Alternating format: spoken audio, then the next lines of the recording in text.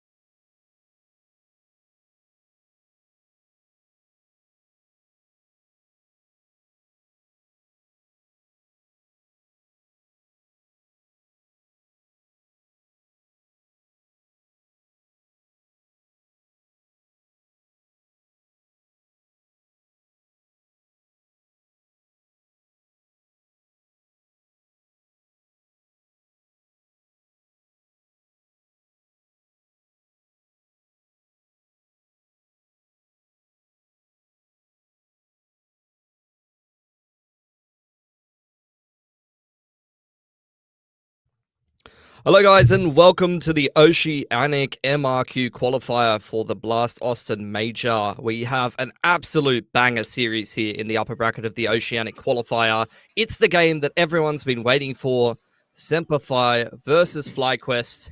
Absolutely beautiful matchup that I know my co-caster, Jordan Elfish Guy Mays, who has just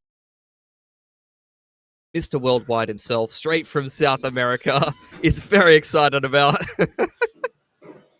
I'm just straight out of dishwasher at this point, actually. Straight, that's what's been happening. Lifted yourself out of the dishwasher.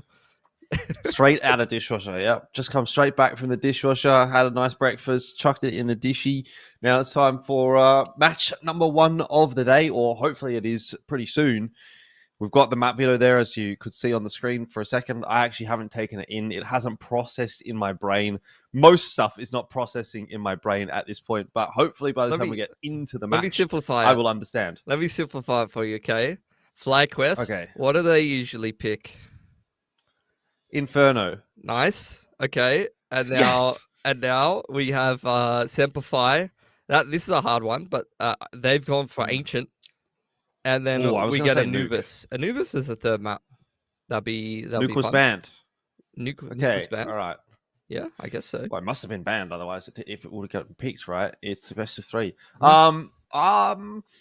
What do I think about that? What was it? What was map 2 again? Map 2 is Ancient picked by SemperFi. Inferno Ancient. Oh, I mean, FlyQuest play a little bit of FlyQuest play a bit of Ancient as well. So yeah, I don't know. I was definitely thinking 2-0. That's what I was thinking today. I don't know if you agree with that. I think yesterday FlyQuest kind of did do enough actually to kind of convince me that they are going to be able to get this one over the line. And I think they did enough to even make me think that this will be a 2-0. I know when we recorded our podcast earlier on in the week, I was thinking, someone's going to be able to contest FlyQuest. Not too sure what to necessarily make of the roster changes with Nedic coming in. Yeah. But yesterday, FlyQuest looked really good. They did play against Rooster, which, look, I think we can probably argue that SemperFi is a little bit of a stronger force than Rooster at this point in time. But just generally speaking, I think FlyQuest really did do enough to make me feel that they are going to win this one and they are going to win it comfortably. But, things will be potentially different on the day. SemperFi obviously will not like me saying that. They'll be much more keen to hear that this is at least going to go to 3 maps or that they're going to be able to get themselves a win.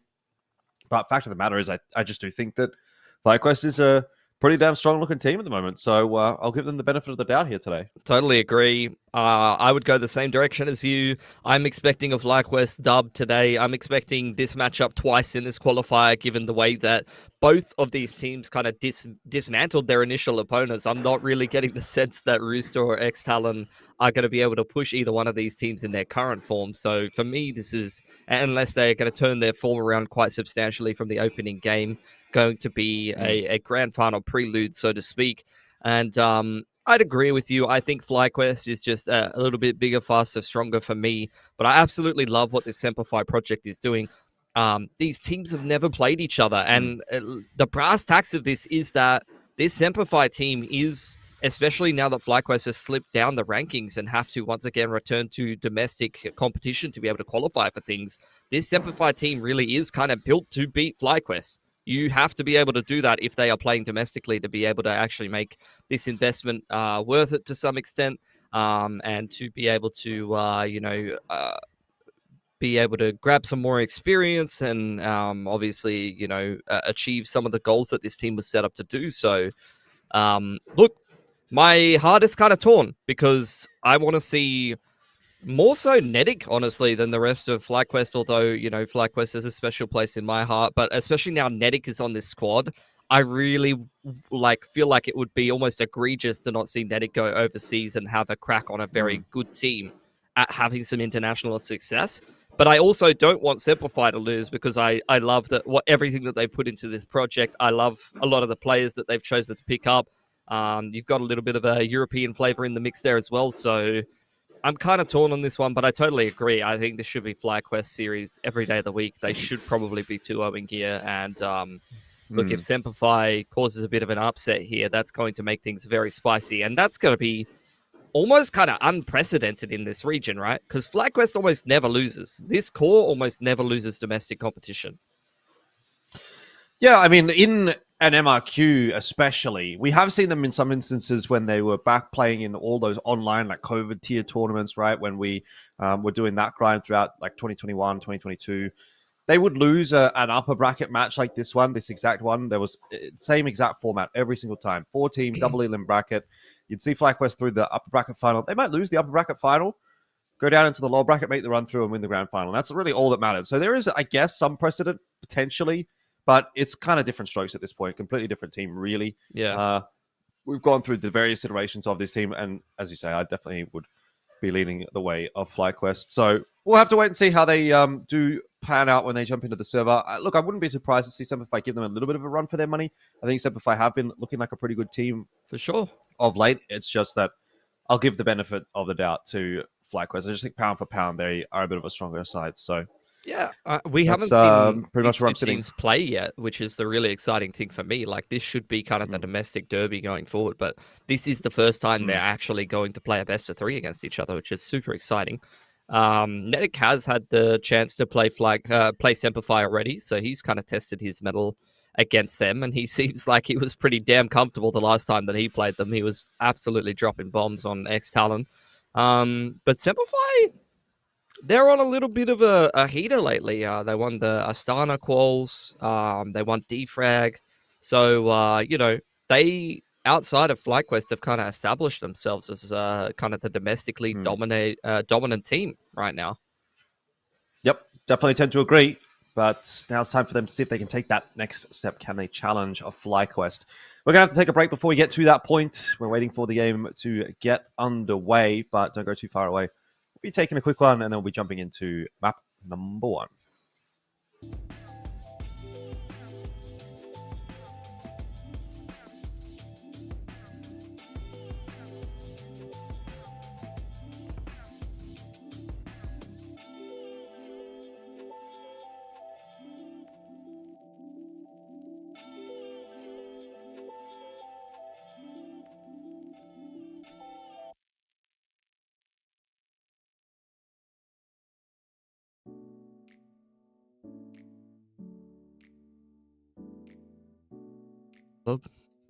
It's kind of the perfect amount. It maybe looks a little.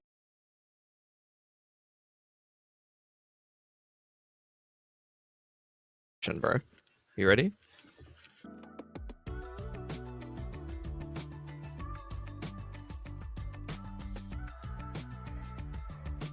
Okay, cool. That's good. It's like show and tell.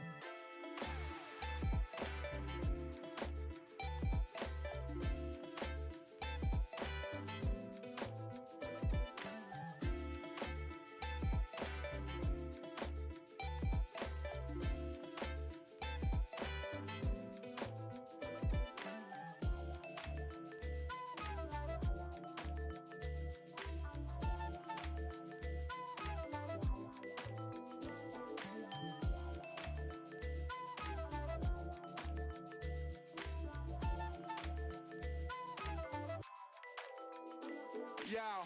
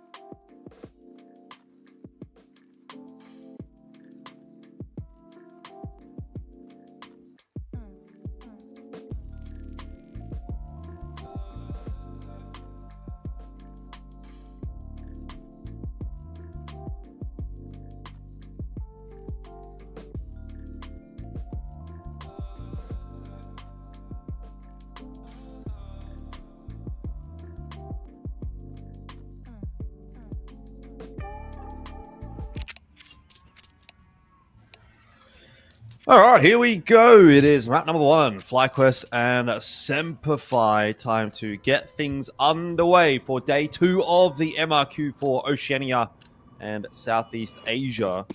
The upper bracket final. FlyQuest and SemperFi making their way through with win yesterday. Now it's time for them to test themselves against one another. It'll be the first matchup between these two teams ever in an official. And it couldn't be in a more important time than now. It's such an exciting game. Such an exciting prospect. This SemperFi project built to support some Oceanic Counter-Strike and mix in some Latvian talent.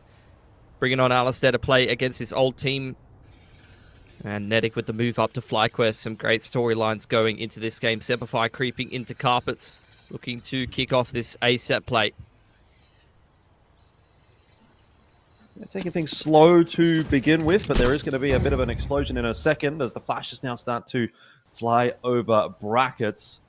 They'll take brackets relatively easily, actually. SemperFi starting to work their way on through as FlyQuest will lose the first player. It's Regali down early. Decision is going to be around the world with one player working their way up. Banana Nedic looking to pick up Speedway. Will get himself a 1-for-1. That's that early information that helped Nedic out with his hold, but jeez.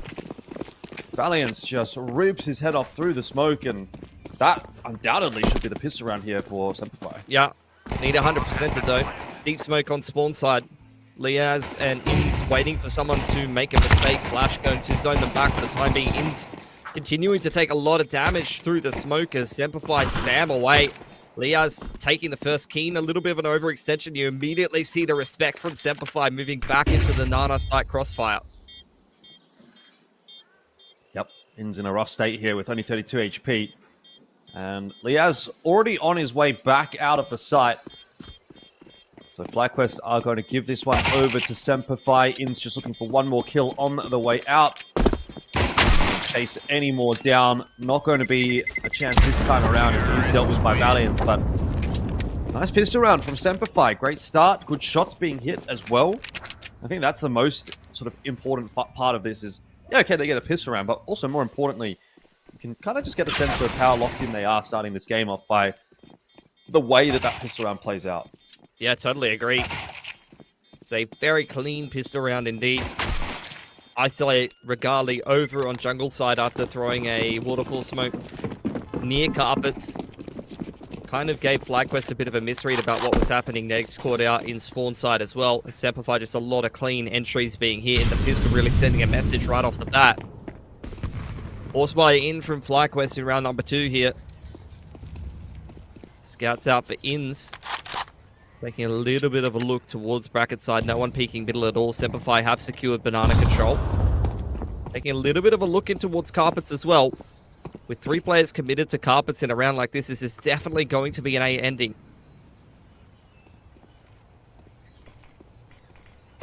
3 players over towards the B bomb site for FlyQuest as well is not going to make this hold on A any easier, but Ins in with the scout, not going to be able to land that one, not even a tag. Liaz. Awkward timing there. We'll have to get the 5-7 out. He's going to receive a bit of assistance from Ins there. A dynamic duo on this bomb side, and so far they're hesitant to work their way in. The rotations come across, and FlyQuest have the numbers in position to try and hold on to this site. They're doing a good job so far. Dean and Alistair with quite a bit of work to do to salvage. That's nice, great stuff from Alistair. Fantastic first shot onto Nedic. Good follow-up onto Ins. And he has found a way to pull this round back into favor of SemperFi with bomb plant now going down. Yeah, it's Vexite looking for the 1-on-2. Smoke clears in front of him. He's already battered and bruised, but it's a 2-way crossfire that he has to break. You literally could not have better positions as SemperFi. Vexite spotted out, anticipating the cart's peak, but still can't beat Keen in the aim duel. 2-0 for SemperFi. And you were getting nervous for them for a second. You could see that with this smoke deployed by Liaz in towards carp side, they did not want to scale out of carpets. It felt like they were getting into a bit of a traffic jam.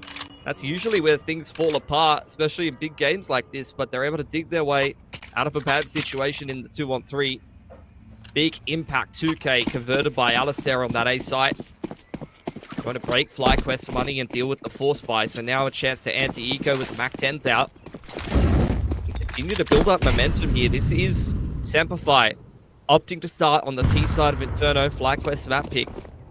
So very intentional that they want to front run this game. They want to be the assertive team that's going to get in the face of FlyQuest here. Need over to the CT position. SemperFi wasting no time about taking top banana. By the looks of things, they're not going to be wasting too much time about taking B either. No funny business in this round, just going to back himself. Ollie's over onto the site. Pretty straightforward, pretty standard take here on the B bomb side. But they haven't actually gone off the back of it. Yeah. SemperFi very much just trying to bait out a reaction from FlyQuest. They're not in a rush to convert this round or anything. You can see they've still got a fair bit of utility to be able to complete a double pump here if they need to. 2 smokes, handful of flashes. In fact, 3 smokes here. So very much just them throwing out the smokes towards B, trying to trade down utility, trying to see if anyone on FlyQuest is going to make a mistake or feed them a kill. And after that attempt towards B, they'll go back towards the A site. 30 seconds on the clock. Still plenty of time to complete this round here. It's got that info early on in the piece, so rotators can start to come across. With 20 seconds left, there's no doubt that this is going to end up being an A finish. Alistair crack open Liaz's head, and Valiance will catch up with Ins. So far, so good for SemperFi. There hasn't been a huge contest in any of these rounds thus far, apart from maybe round 2. FlyQuest will want to change that with a flash out from Arch, but the reality is SemperFi well set up to deal with that. FlyQuest going to have to dig deep. You can already tell they're going to have to work hard to win this series. 3-0 for SemperFi. It's the perfect start to the day. Absolutely. Everyone's surviving. Could tell spirits are high. SemperFi will have known Inferno was going to be the pick here for FlyQuest. As mentioned before, they've opted to start on the T side, and this is the exact kind of start that you'd want as a team looking to cause an upset here. Money is fantastic on the T side. Alistair going to burn through a lot of his cash, bringing out the AWP straight away in towards round 4 here, so no bonus shenanigans. SemperFi taking this round relatively seriously already. AWP is out for Regali also. He's been looking in fantastic form. European AWPer looking to just smurf here in the Oceanic qualifier. It's kind of what it felt like in yesterday's game. There's a banana control for SemperFi. Gonna secure it with a Molotov towards Sandbag. Just have Shady left on the lurkers in towards Carpets. Needs to retake banana utility out from FlyQuest. SemperFi also trading a Molotov into main, trying to keep control of that part of the map. But after trading down utility on B, this is where they're going to start contacting back towards this A site.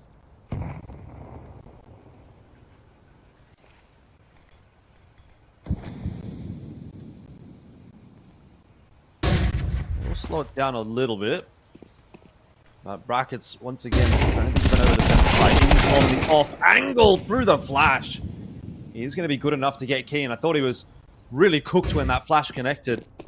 But Ins, as usual, is able to deliver, at least in some way, shape, or form. Still doesn't really bail FlyQuest out of hot water. I mean, you got 2 very isolated bomb sites here. This ends up just being the B holders holding B. The rotation is going to be very tough to get through in time, particularly with Shady. Watch him pull back cross in Arch side. Regali missing that first shot really just leaves Vexite in on the side himself. It's basically a one-man hold here for FlyQuest, and that is going to be dealt with accordingly. SemperFi looking fantastic to day off. So far, honestly, not really playing at all. Yeah, Shady goes 1 for 1 on the lurk there. We end up in a 3-on-2. Alistair applying a lot of pressure to the rotations, not wanting to let Liaz scale up out of spawn. Molotov going to push him back, trying to flush him into Regali's line, posted up here on Coffin's side. Good experience, Alistair, to do that. Will go down. Nice shot from Regali, but all that is really going to do is ensure that he is going to be a dead man now that they know his position. Alistair watching and waiting. And it seems fitting that the demise of FlyQuest, which, look, that may be a little bit ambitious to say. It's still early days, but if it is to be, it may be at the hands of Alistair today. A 7-0 start for him, and a 4-0 start for SemperFi. And FlyQuest are going to be left scratching their heads a little bit as to how this one is playing out so far. He's absolutely cooking them right now. And the rest of SemperFi, just the calling, right? There literally hasn't been a mistake calling-wise so far for SemperFi. It's been very clean. This is fantastic IGLing. Not a toe has been placed out of line, not a singular mistake. Double molly secure top side of banana control. FlyQuest reply with some nades up over the top of the roof, trying to chip down some of these Ts. Make them a little squishier as they try to push into the pistols and the MP9s later on in the round. It's a full B stack from FlyQuest here. In's just jiggling towards top mid. It's a trend that I've already noticed from FlyQuest in their game yesterday. This seems to be a go-to for them right now, just leaving Ins to solo one side of the map, and the other side of the map being jacked up over the top. King going 1 for 1, but seeing multiple CTs is great information, and you see SemperFi throwing caution to the wind, just picking up pace into the A site now. They are, but they're doing it in a pretty smart way. You know, they're not having one player filter through from mid, or a couple of players filter through from mid, and 2 players filter through from apps. You can see all 4 players working together for SemperFi. So even if one of them would drop, you'd think the trade should just come through pretty comfortably. You're not seeing those like little mistakes that maybe lesser teams would make. You know, giving up a kill to allow somewhat more of a retake setup here for FlyQuest. Yeah. In the end, FlyQuest get 4 players on the site, and it's a 4v3 post plan. I mean, I totally agree.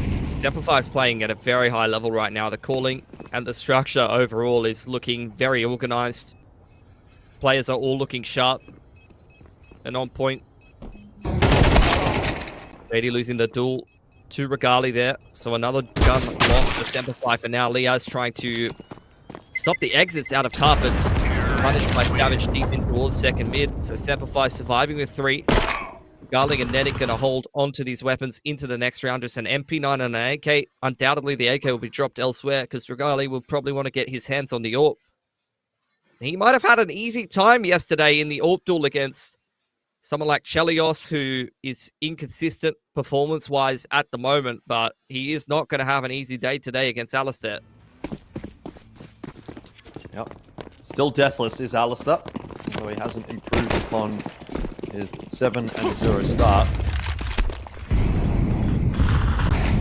Another big important round coming out here. The first, really it feels like proper gun round for FlyQuest, where they've got all the util that they could want. And Nedic looking to take banana control. A little bit more of an active start to this round from FlyQuest. They are once again going to be giving up brackets, but at least this time they have some banana control and they are able to inform the rotates as a result. Vexite already starting to come across to this A bomb side, but again, SemperFi are just not wasting any time trying to take this map control for themselves. In's creeping back onto that line, and he is going to be very quickly finding the exploder. This is not a bracket setup. In fact, he's going to get 2. Doesn't quite manage to nail the 3rd, but he has done enough to put FlyQuest in a winning position, and this should be FlyQuest's first round of the map. Unless somebody takes them out of a bad quick kills come through. Yeah. 2 on 3. They're going to go back to B. And actually, there's a bit of an over-rotation here from Nedic. He's in library. There's space on this B side of the map to be found for SemperFi. And still 40 seconds on the clock. No smoke for CT spawn here. And that molly going to be a big tell that the rotation's coming in. Nedic will call that across to the rest of FlyQuest, who start to make their way for a double flank. Nedic has got the timing to catch them on the cross, but Valiance is really going pretty huge today. He's one of the better players for SemperFi, so there really shouldn't be any weak links. Off angle for Savage reaps its rewards as well. A 1-on-2 for Liaz, who was absolutely insane yesterday, by the way, against Rooster. Yeah, they don't know that he's in banana, but they are just going to work in tandem to clear out construction and in turn CT, and then they'll be able to turn their attention back onto the site. But yes, has kind of swindled them a little bit. He's got a nice timing. Issue is that timing is working against him. With 15 seconds left on the clock. He's going to have to defuse now. The fact that he has been unable to do so has essentially won the round. So he is off to save that AK in banana, and SemperFi are turning water into wine. It's now a 6-0 lead. I mean, Inns digs deep there. He really is the player that tries to take over that round for FlyQuest, and he puts them, as you said, in a winning position. But really, at the moment, feels like Nedic and Vexite over on this B bomb site are a little bit of a liability. See Nedic with a bit of an over-rotation there, and he's punished. Vexite has yet to really have any impact in this game at all. And I have been just thoroughly impressed in what I'm seeing from Valiance this game. He has had multiple impact multi-frags for SemperFi. He's the player that, you know, we've followed his career for a while. He's honestly, like, no disrespect at all. Oh my god, we got a picture of Mitchell Concannon in the background watching. No, that's Half-Day Concannon. I don't know if you know who that is. He's one of my favorite insurance brokers. You can hit him up on Twitter at Conky OCE. But yeah, I mean, Valiance is the player that I kind of expect the least from in the server today, and he is absolutely performing a stellar game right now for SemperFi. Gorgeous to watch. His banana take from FlyQuest. He's taking a lot of damage off the bat here. Over towards B's, copped a couple of grenades. Quicker control of carpets taken by SemperFi. Really feels like every time that they're conceding control of banana, they're taking something elsewhere. They seem to really love these faster bracket takes as soon as FlyQuest takes that B side of the map.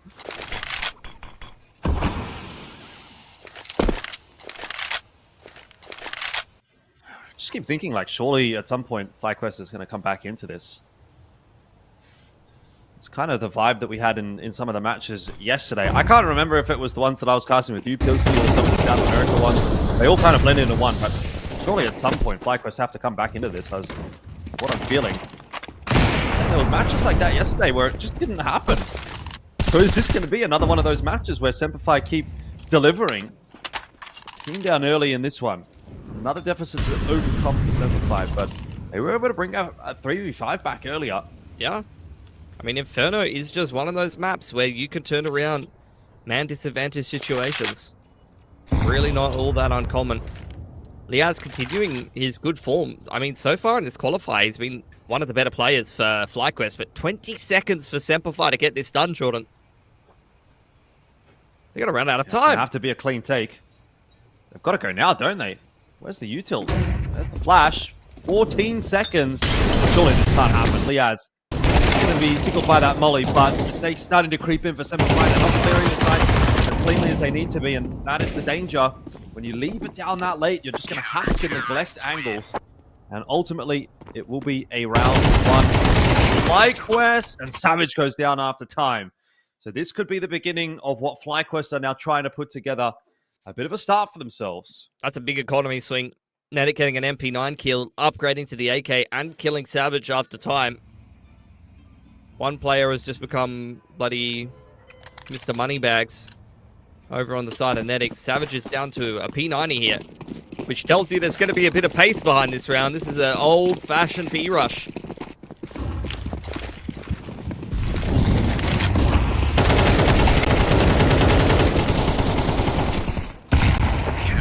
Next. That's one way to do it. Enough said. Okay. They're so back. They're so back. Did you have like a micro sleep there during that? I might have. My eyes might have fallen asleep for a second. You closed your eyes and the round was still over. asleep. Yeah. It's dangerous. Don't drive when you're tired, guys. Stuff like that could happen. It would be about as disastrous. I mean, Savage was pedaled to the middle there. And he went straight into a telephone pole, unfortunately. Regali, here we go. That's a bit more like it. FlyQuest starting to get rolling here. It's taken a while to kind of wake these sleepy giants, but they're getting back into things.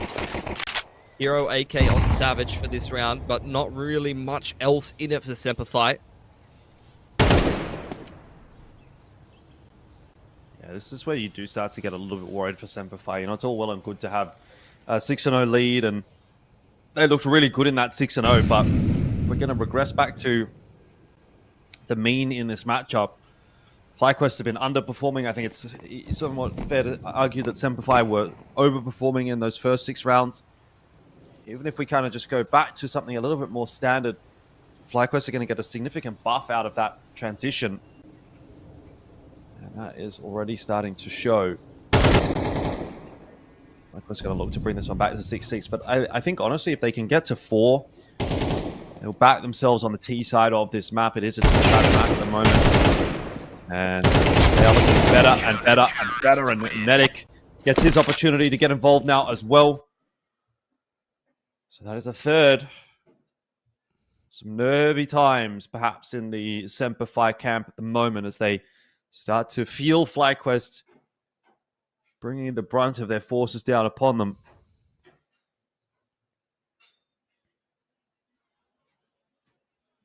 Everyone's surviving there for Fly. Be feeling very comfortable here, economy-wise, to really even up this 0-6 deficit that they have been inflicted.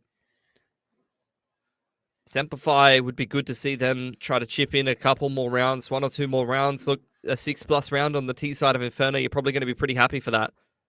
But I think FlyQuest have everything that they need to be able to make this game a lot tighter than what it started.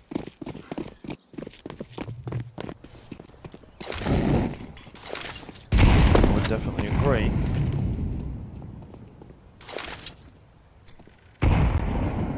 But then again, SemperFi have everything that they need to still make something out of this one. They've still got the lead, let's not forget about that. And if this first gun round, after that sort of initial spree of rounds from FlyQuest, can go back the way of SemperFi, still turn this into a pretty monster half. You're going to have to get through 2 or 3 to break that CT economy, which is quite substantially.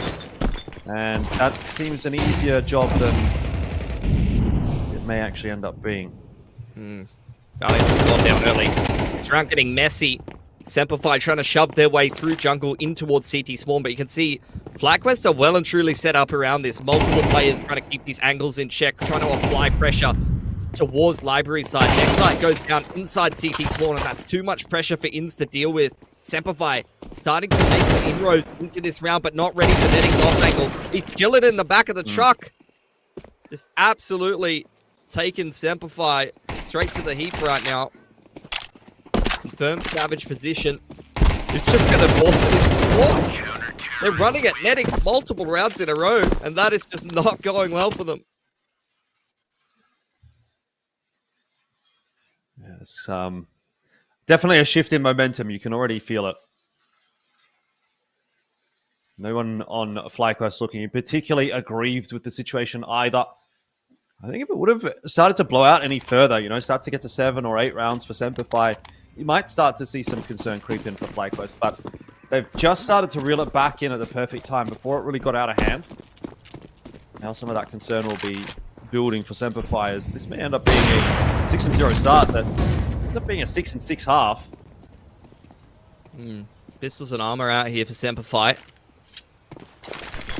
Going to try to cause a bit of an upset if possible. Smokes exchanged on jungle side. Flash into Carps, kind of masking that there could be some aggression over there, but Regali gets involved early on once again here. And In's just continuing to be proactive. Bombs in second mid. He doesn't see any of those players jumping into the jungle smoke, but Neckcut's in position to defend. Traded well by Keen though. Youthful dump those, going to push them away from the A site, and In's on the fast flank. Not expecting that one is Keen. Another kill that goes the way of FlyQuest. Alistair has been able to break open the B bomb site. Trouble is, Bomber's on the complete wrong side of the map here for SemperFi. It's been left outside of A, so they're going to have to go back and try to collect that. So the job is really now on the shoulders of Alistair to pick up, I'd say, I guess, 2 here with the Deagle. Makes it feel doable. He's been spotted out, and only the first is going to go his way. It's a nice shot onto Ins, but what it does do at least is it is going to allow Savage to charge into that A site, get that plant down, try out and play out this 2v1. Yeah, I mean, he is the centerpiece here of SemperFi. He's kind of the reason why this roster's been built in the first place. A good opportunity to make all of that investment worth it, to complete a 1-on-2 against FlyQuest to win an impact round for SemperFi here right now. Across. A lot of damage taken by Regali.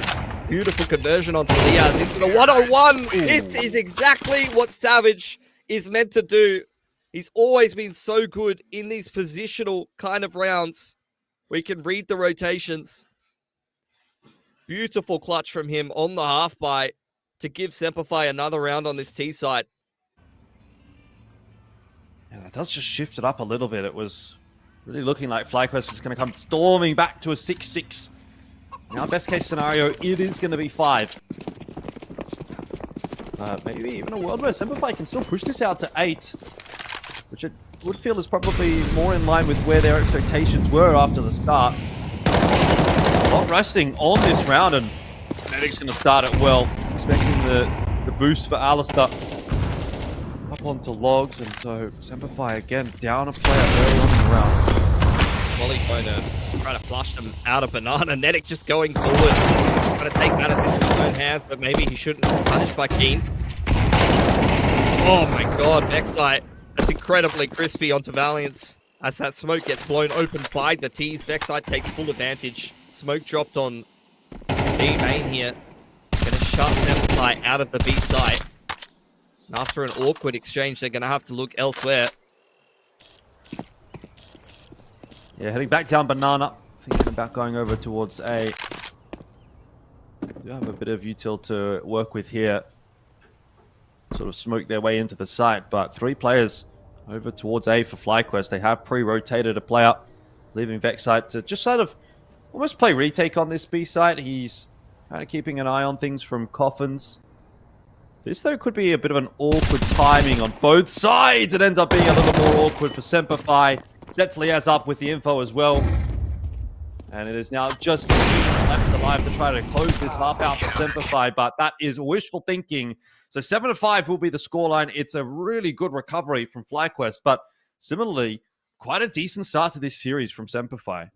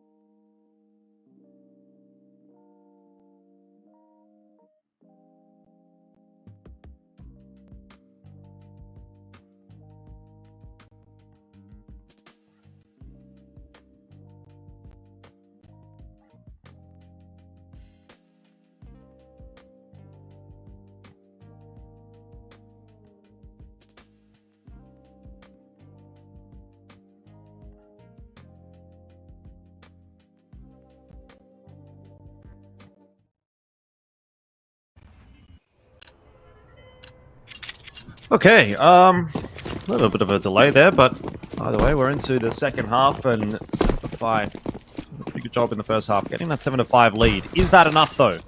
But we're about to find out. FlyQuest on their map pick of Inferno, moving over to T, the favorable side. Be wanting to pull this one back as quickly as possible, and doing that on the pistol round is probably ideal. See duels being taken in towards second mid. SemperFi quite actively wanting to take some fights with the T's early on. It hasn't started well for them. Alistair is behind enemy lines though, and I don't think FlyQuest will be aware of it. A chance for him to get a freebie or maybe even win this round later on in the piece. Molotov's going to hold FlyQuest back for a little while before this B execute can get rolling. And there's 3 players rotated into position with a quick flank, but that's dealt with by Vexite. And now FlyQuest can just go back to A. Ooh. All that B util did just get tossed. It's going to be Inns to try to lock down the rest of the B rotate. He's got Regali there to help him out. P250 putting in work, and FlyQuest will grab themselves a pretty routine pistol in the end. Starting to get a little bit worrisome there for SemperFi. You can just see some signs of stress maybe for Savage after that pistol round has not gone their way. It's beautiful stuff from Vexite. Punishing the aggression in towards second mid, even anticipating the flank from T stairs. It really felt like FlyQuest had a read on exactly what SemperFi wanted to do there. Force going to come out here from SemperFi. Scout drop to Alistair. Pistols and armor for most of the rest of the boys. Molotov's going to keep the CPs back for now. Savage tries to break his wrist, but won't connect on Netty. FlyQuest secure that banana control. They've got a little bit of presence in Carps as well, just working the map quite nicely. Good opener from Netic. Yeah, he's really started to fire up. He was having quite a poor start to this game, to be perfectly frank, but then he started to just get these multi-frags going on the CT side, and since then he's really been looking in some fine form. I just needed that 1 or 2 rounds to kind of get going. Build the confidence back up. I think there's definitely quite some pressure on FlyQuest at this qualifier, and you'd imagine particularly on the shoulders of Netic being a new addition to the team, whether that's from the team itself, probably less likely, but from himself more so is what I'm talking about. You know, you don't want to be that guy that comes into this prestigious team, really, and is the reason, quote unquote, the perceived reason, I guess, why they wouldn't qualify for the major. If they would lose out in this qualifier, Netic, I'm sure would put a lot of that on himself, whether it was his fault or not. So, wanting to have himself a good performance to start this day off, to continue the work that was put in yesterday from FlyQuest and settle those nerves a little bit. So far, so good, as FlyQuest will be able to equalize the scoreline now at 8 apiece.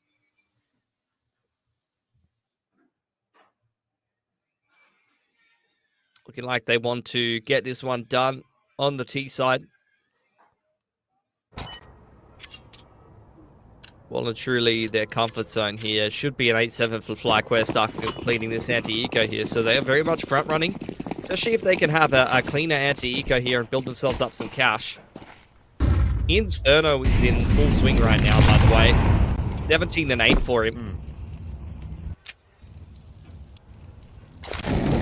Likely to be getting a little bit better as well as we continue to go. T-side is ramping up nicely for FlyQuest. They've actually cleared out the B bomb site. They're not aware of that yet. They will be in a moment. Util starting to get tossed on in. And Netic doing the job of entering into the site. SemperFi nowhere to be seen.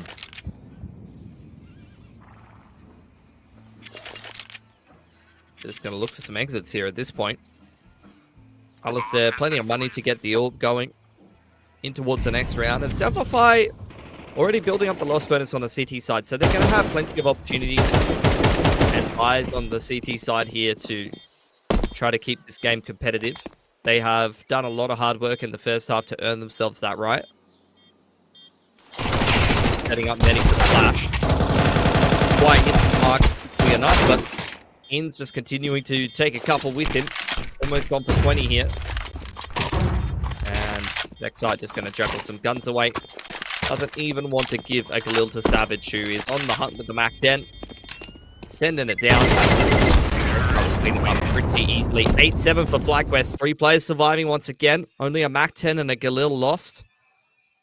It's a pretty good start to this T side for them. And given the fact that this was 6-0 at one point for SemperFi, you can definitely feel the momentum.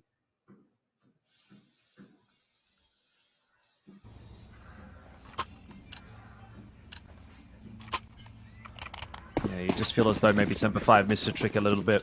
Getting off to a good start like that against FlyQuest, it's not going to happen every day of the week. You really need to be taking it and running with it. And they did run with it, but just not for very long. Back to the gun round, though, now for SemperFi. So, if anything's going to change up, it will be here.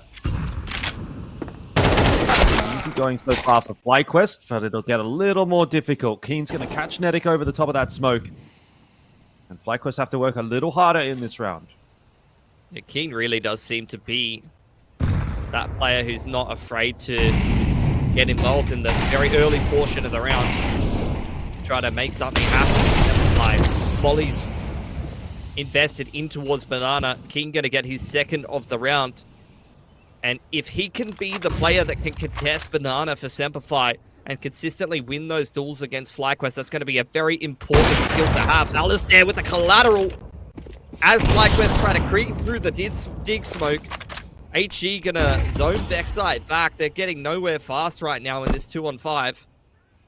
It's getting into awkward territory for FlyQuest where they may not even do much economic damage either, so they just get absolutely nothing out of this round. Hold on. Regali, big 2K from him, and Alistair on a tight line. Neither player going to give themselves up.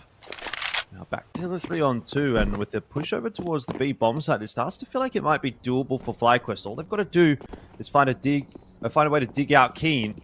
Both these players low though. You'd think Keen should at least be getting one here, if not maybe both. Regali hunting for it and will grab it. This round now starts to get quite expensive indeed for SemperFi. Bomb plant will be secure with that molly from... We can cancel. No, never mind. They've gone straight through.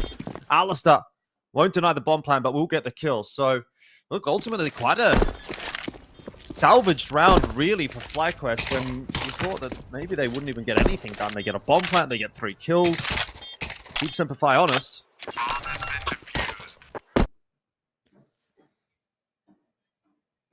Next round's going to be very important to see who's going to start the front run here. Consistently, SemperFi has been taking guns out of the hands of FlyQuest over these last couple of rounds, trying to keep them honest. FlyQuest, like you said, after a poor start, courtesy of Keen really dominating that banana control and winning multiple duels, do kind of salvage things and take some guns out of SemperFi's hands. So both teams looking a little poorer, a little worse for wear, heading into round 17 here. Alistair trying to look for the opening pick, picking confidently straight down middle from brackets, waiting for someone on FlyQuest to make a mistake and feed him a kill. Just makes SemperFi's life a little easier.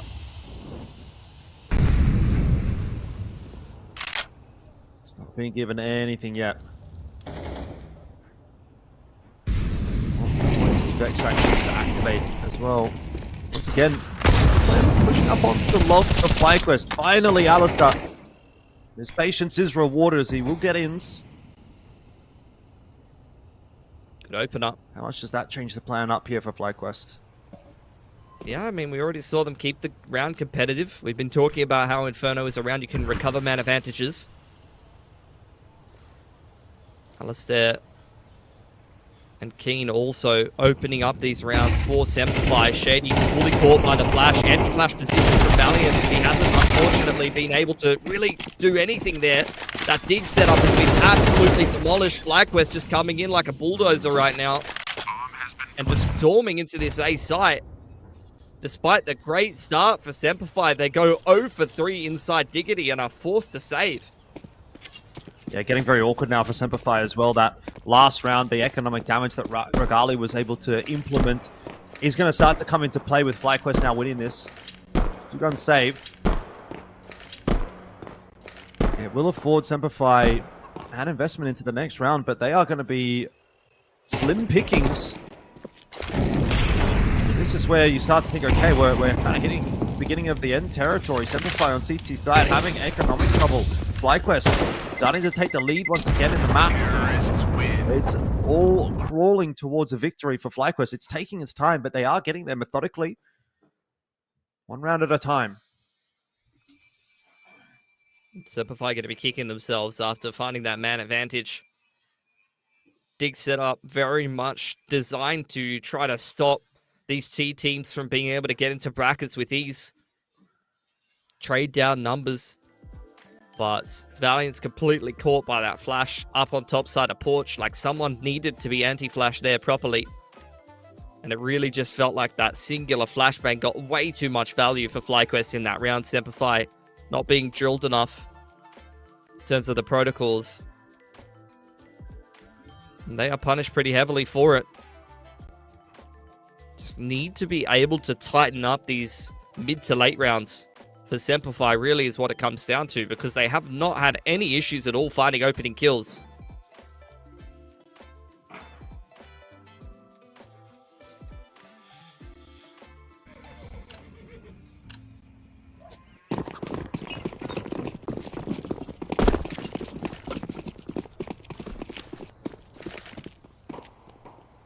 Not much money in the back pocket for SemperFi left.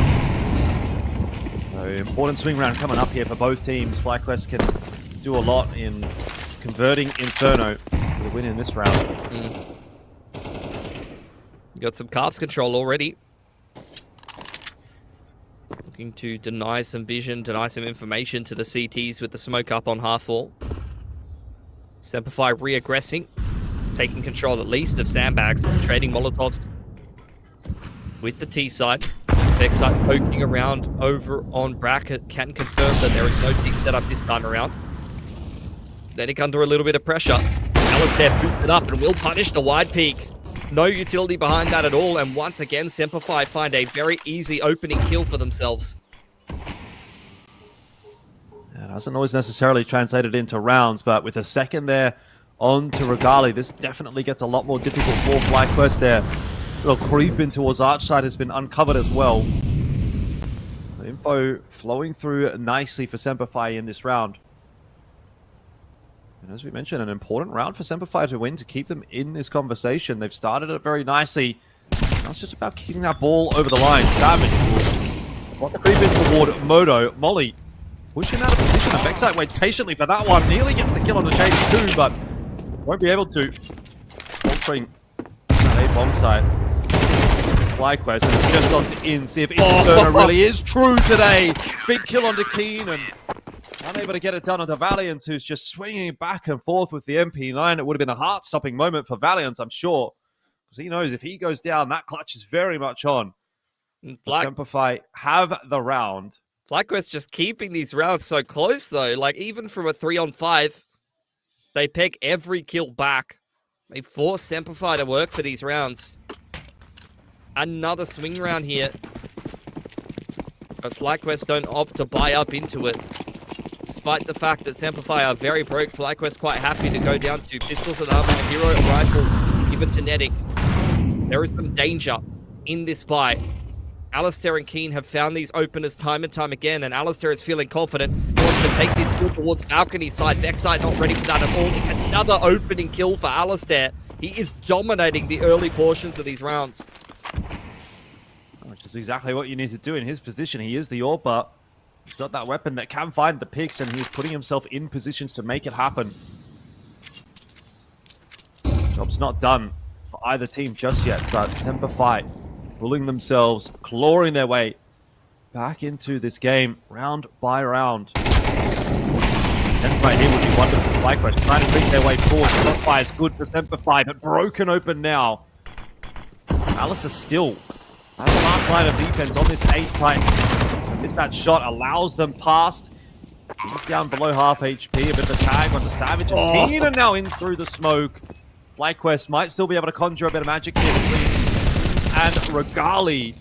As Keen will fall, the pushing from the smoke, and Inns gets them all. What on FlyQuest earth? get it done once again, and he's 24-12 now. It's just Inferno, bro. We're just living in it. It's his world. when you load onto this map, and it's an unreal round from him. And that is going to Regardless, having a heart bankrupt attack. SemperFi. Yeah, I know. He thought that this was freeload. To some extent, I'm sure Keen and Shady feeling the same. You know, a lot of EU imports in this game. Down mid here, right into the meat grinder.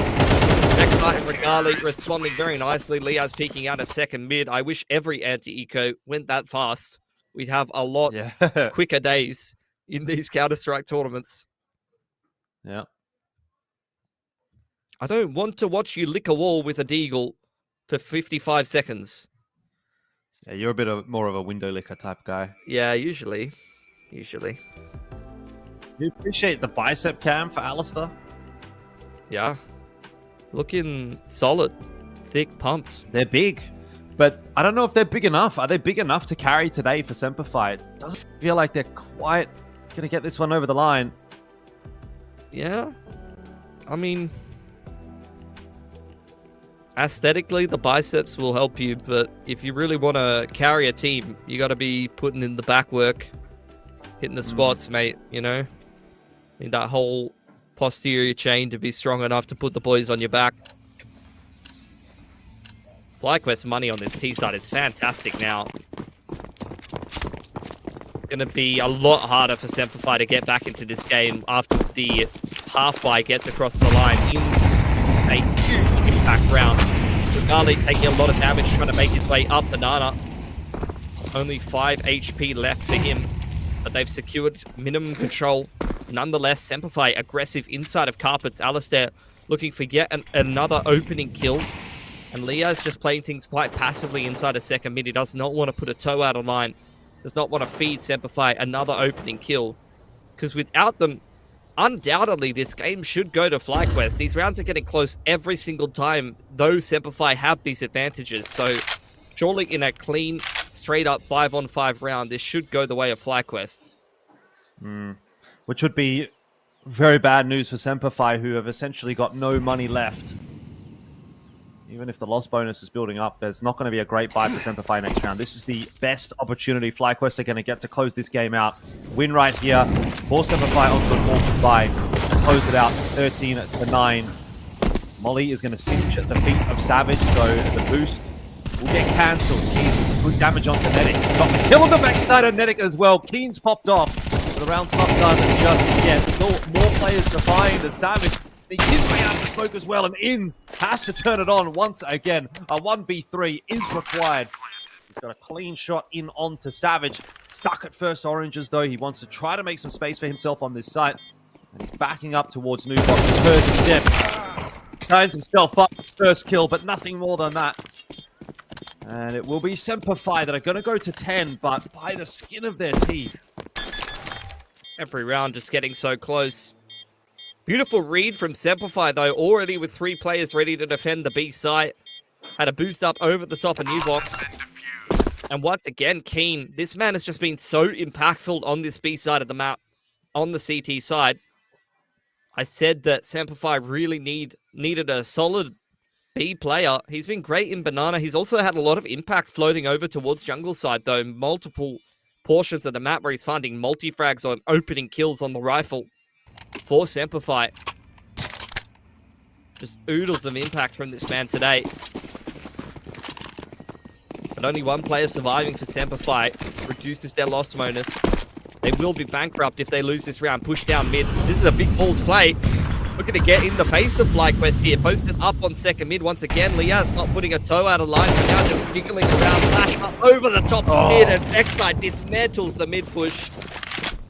Yeah, that's completely negged to it. Neglects the possibility of a player down there by stairs, and Backside's turned this round into his own. 3 kills. Gali will grab the 4th, and FlyQuest have just barreled through SemperFi. Oh, man. So SemperFi right back to square one, in fact. It's done. Money still really, really poor. So FlyQuest couldn't get it done last round, but they did take 4 guns away, and that built them enough pressure that in this round, they still get that more or less reset heading into the match point.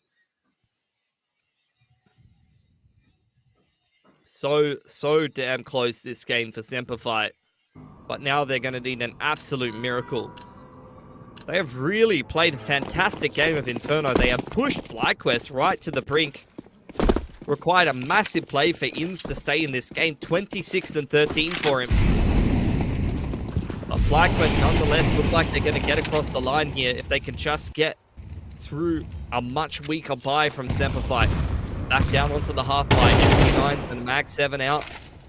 Couple of pistols in the mix. Huge utility advantage for FlyQuest that they're using to just tickle brackets.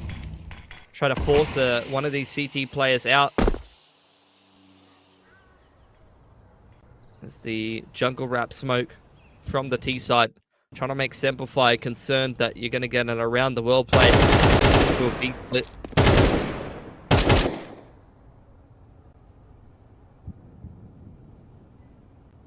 Yeah, FlyQuest just got to ensure that they don't fall into some kind of weird setup here, you know, run into a Mag 7 behind half wall and allow that to get 2 or 3 kills. Maybe the smoke is really going to hold on. chunk Nedic. I don't know if that was quite as coordinated as it needed to be. No, I don't think he was ready for the Mag 7 at all. Alistair might go down here. Side, going around that corner. We'll pick that one up, and the B-side take didn't go very well, but A take is working perfectly. FlyQuest and Vexside is going to clear out Valiant. So for all the good this AK is going to do, it now has to probably find, I would say, 4 kills. Savage with the Mag 7. He's not even interested in using it. I think he's just holding on to a 5-7 here, and he'll try and dig out Vexside's position, but pretty unorthodox one. But Vexside will get the job done. Map 1 is going the way of FlyQuest. Yeah, good effort from SemperFi on their opponent's map pick. Started out 6-0, had a couple of big plays from some of these players. I think both Alistair and Keen were fantastic in the opening duels on that CT side, but a couple of players as well going missing in that game in some key rounds. I felt like there was a bit of a firepower diff for FlyQuest there. And if you had a little bit more in the tank, a few more multi-frags from some of these players on SemperFi, it could have been a difference maker, but they played a bloody great game. Nonetheless, it just wasn't quite enough against the quality that FlyQuest is putting up today. Yeah, good effort from SemperFi, but end of the day, it's always going to be tough to get over the line against a team like FlyQuest. Of course, it is still a best of 3, so they've got more yet to play. They are going to be going on to Ancient, which is their map pick, SemperFi. So one can hope that may make a difference, but the way things are looking, FlyQuest seem on their way to shutting this one out. We'll take a short break here before we jump into map number 2, and we're getting back to you with Ancient ready to go.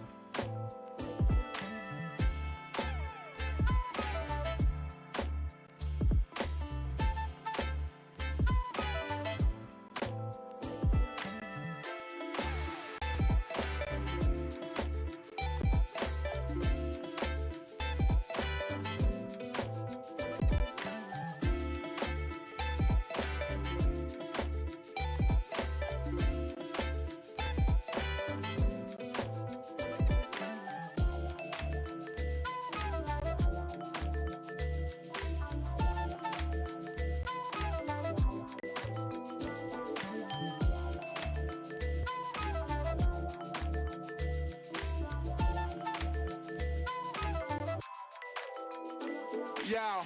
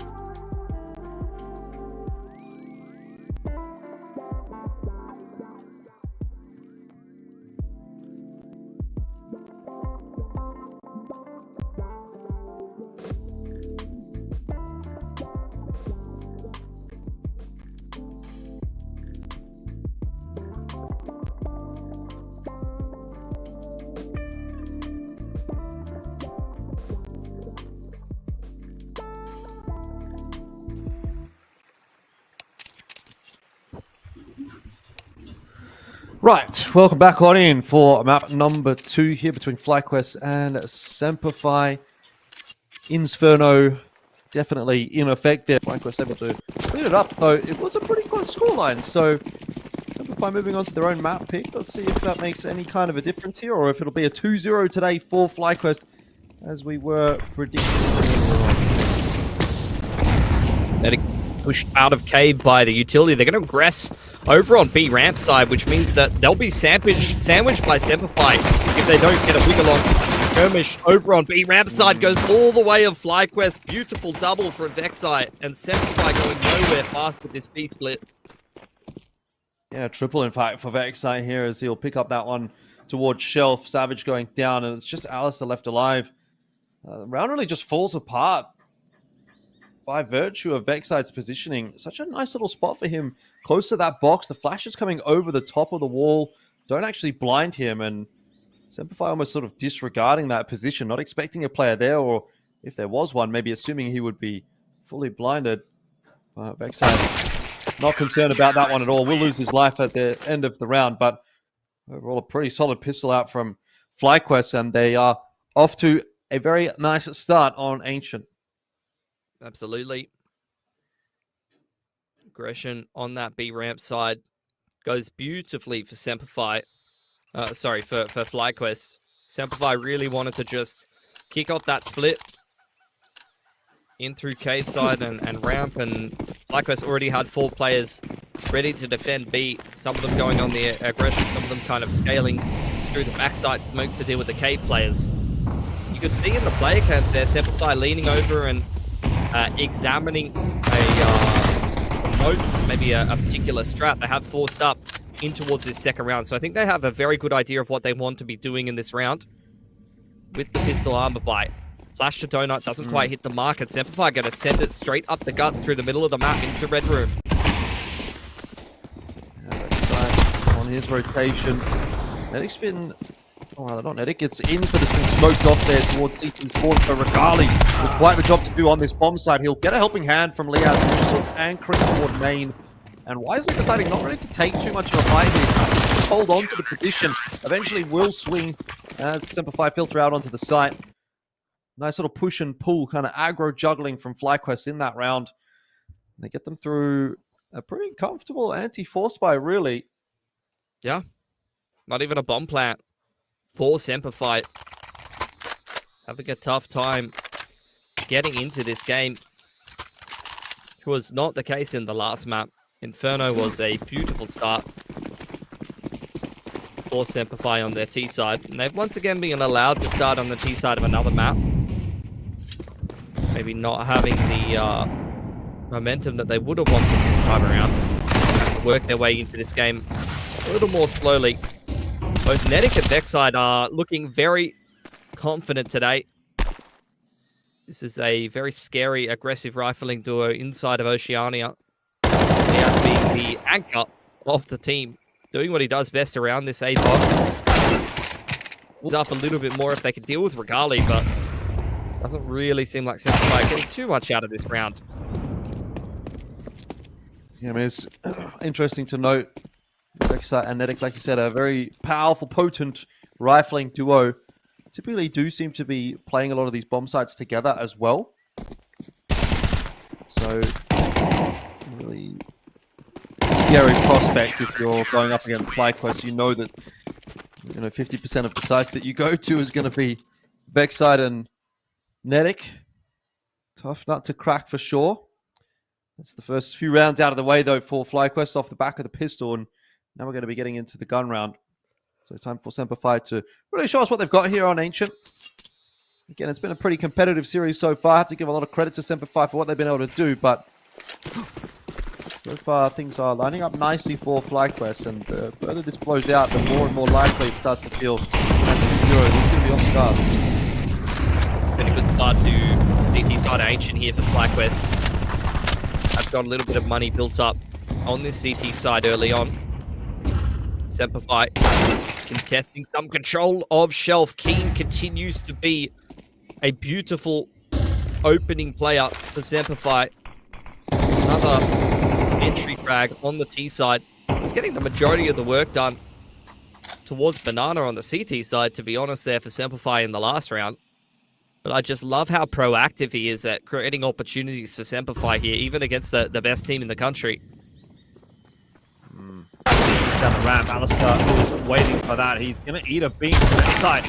Does go down as well. This position into lane. It's actually on the back of Regali that FlyQuest will salvage it, and that is just a bit of an individual diffie. He needs to find the ace, and that's going to be too much to ask. SemperFi will take the first gun round, but oof, scary. Always a beautiful one clip of the M4 from Regali over on B ramp there. But outside of that, that round was all going the way of SemperFi. Good stuff from Keen to open up the round and close it down. Turns into a bit of a cave lurk from there. Into the swing round now. Not many players surviving there for SemperFi. Means they are pretty bankrupt going into this one. Same can be said for FlyQuest. No AWP in play. A lot of U built down to a couple of MP9s as well.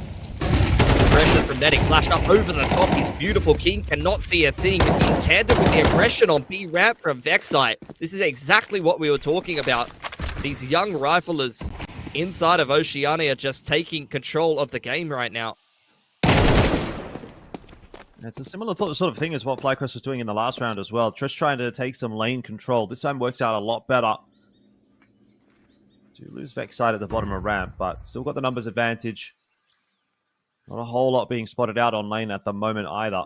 So you just have kind of locked in on the A side. Savage now in a duel. See his opponents fade away. Liaz also checking out the walkout on the A side. Just going to dance around a little bit.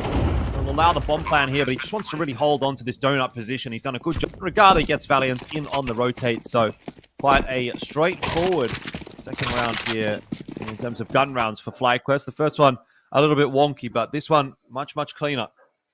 Yeah, bomb plant for SemperFi means that there can be some level of investment in the next round, probably a half bite, to try to keep things interesting. But you could see even towards the end of that round there, FlyQuest on a bit of a scavenging mission, looking to try to upgrade those MP9s.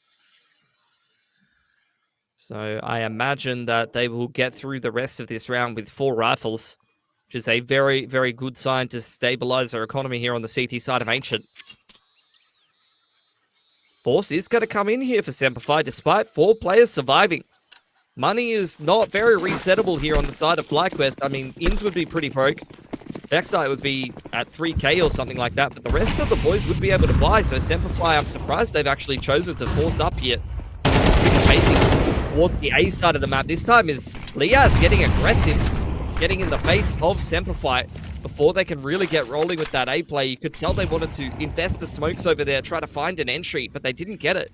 Instead, it's a retake setup towards this B side of the map, where previously FlyQuest has been quite aggressive. Nedic ready to receive this push on the back side. Perfect crosshair placement, but Savage trades things better. Yeah, he's heard them, I think, and just set himself up nicely. Into Regali getting involved. This is looking pretty damn dire for SemperFi at the moment. They've won 1 gun round so far, but 5-1. So quickly the scoreline ballooning out for FlyQuest, and they're playing this really disruptive CT style. You mentioned it in that round towards A, the previous couple of rounds towards B. FlyQuest are not really letting SemperFi execute their game plan without being disrupted early on in these rounds, and it's obviously causing quite a problem for SemperFi at this point. Yeah, not to mention the fact that they forced into that one, tried to make something happen, and FlyQuest with 4 players surviving, like their money was not really battered in the last round. The fact that they swat away that force buy so cleanly, just look at the state of their economy, man. 3+ fail most of these players. That continues to aggress. This time, once again, as an entry for the team, but not the best weaponry brought into this round for SemperFi. Yeah, that's aggression somewhat preempted by SemperFi. Picked up the gun. Oh, there we go. King finally got it, the AK. Ins, though, doing a pretty good job of locking down things in Red Room. He has himself a 1-for-1 over towards A, which does mean someone else is going to have to go pick up that area of the map. Smoke into Donut will dissuade SemperFi for the moment. Ali can't get the gun out in time. It just finds him at the perfect moment. But King is going to be at least allowed to plant over towards B. And this is where he's now going to have to come up big. Has been obviously quite an impactful player for SemperFi over the past 6 months. He was previously AWP in-game leading. FlyQuest have got the wrong read that it's actually towards A, but they have to go back to B. But yeah, Keen, AWP in-game leader previously. Now just back to the rifle with the addition of Alistair, but still having that same impact in the server.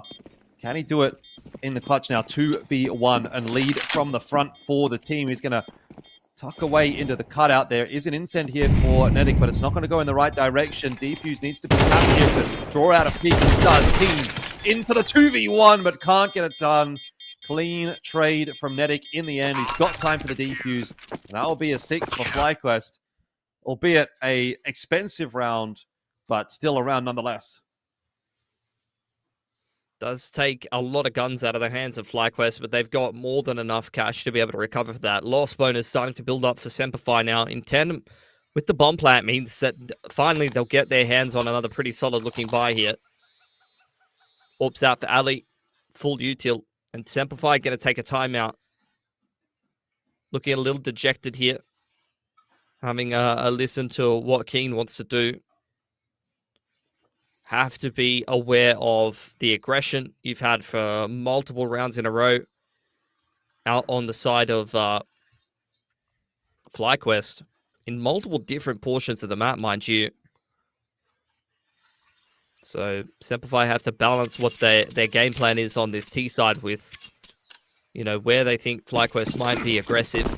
It's not like they haven't been able to punish it. Keen in particular has been able to find these openers consistently.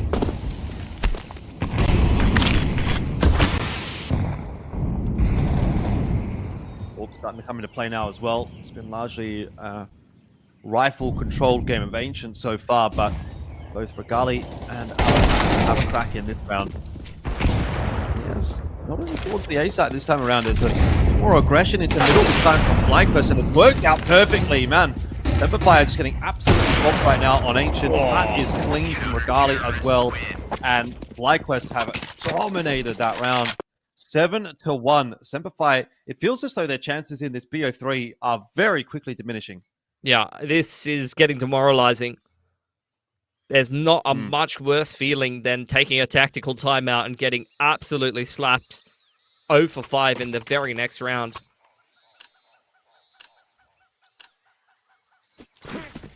No one really stepping up very much this game for SemperFi, bar Keen. On an individual basis, FlyQuest are bullying SemperFi right now on Ancient.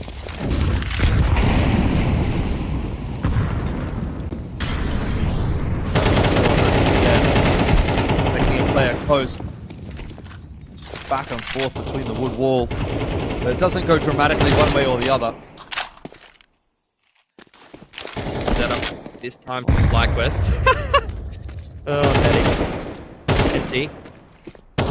You can see Leo's is ready with a flash to set up insta-peak middle here. Later on into the round, perhaps.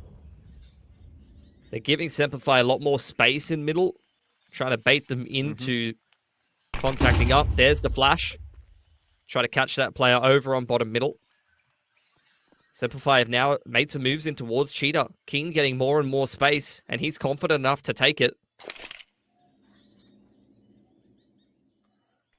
Once again, ramp across FlyQuest. Darling needs to be careful. There's a player close. He's not super aware of it. Backside again, a double at the bottom of ramp. That's the C4 dropped, and it might as well be the round over. SemperFi going to have to do some crazy work to pull this one back. Savage has only got the Tech 9. And Vexlight full control of lane, being helped out by Nedic. It's just the dynamic duo. Yeah. Put these two players together and you're going to see some fireworks. You can't do anything on T side. It's actually ridiculous. Vexlight, Nedic, and Regali are all just stopping SemperFi before they can execute any kind of game plan on T side right now. Hins goes dig for dig with an AK.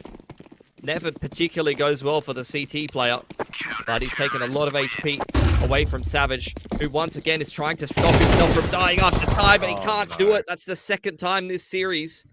That's just not it, though, from Savage. Like, in that position, you can't be doing that. Like, Vexlight really switched on, obviously, to go and chase him down, but I think in that circumstance, Savage just has to go and die. Like, he just has to run in and die. And look at his money now as a result. Yeah. 2.5k. I mean, it could be worse, I guess, but like money's just a bit spotty across the board for SemperFi. But it's not good at all here. No, I mean, FlyQuest are running away with it. the expressions on the SemperFi players' faces say it all, unfortunately. They are getting battered here on Ancient. There is, I mean, there's just really not anyone in Oceania who can stand up to the task of Nedic and Vexite running at you, it feels like. Like this aggressive rifling duo, these are both players that have come up on lower level teams inside of Oceania and been absolute standouts. Hold that force in by really picking up the pace, the wall speed. A good entry onto Vexite. The trade's going back and forth, but it's still a man advantage for FlyQuest. Yeah, End's going to get his util down. Will mean it's a little tough for the bomb plan to go down initially. There's still numbers here from FlyQuest. They're feeling okay about things. Shady's caught. Liaz and Valiants on to ins. Suddenly there might be a chance in this one for SemperFi. Let's see what Nedic, the new player in the team, can do. Can he prove his addition in FlyQuest by picking up yet another round here? Valiance is low, and he's got both of them stuck on the default pillar, though he doesn't know it. He might be tough if he gets his timing right here. Valiance, though, will take the peak, and SemperFi have at least one more in the half. Spark of hope. Doubling up their rounds here. Need to try to scrape to get the 3 or 4 if they want Snowball's chance in hell of winning this game of Ancient right now. They just simplify that round a little bit, and really what it comes down to is actually finally making some inroads on the entries, you know? They go at least 1-for-1 with Vexite there. It feels like most of the time Vexite or Nedic have been getting involved in an opening duel and you're going 0-for-2 or 0-for-3 every single time.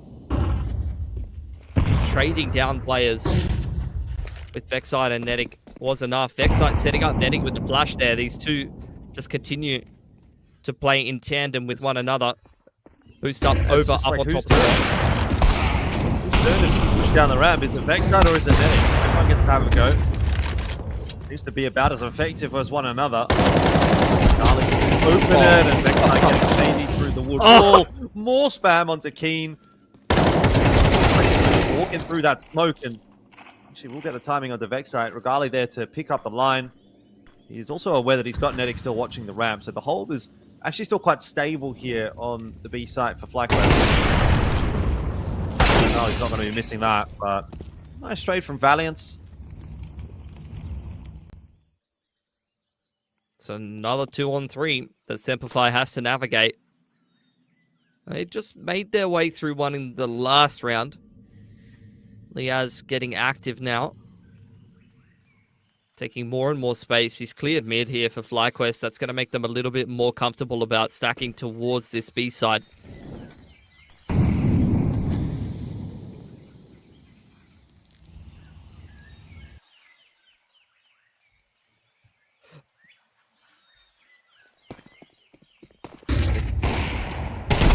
Flash from his teammate.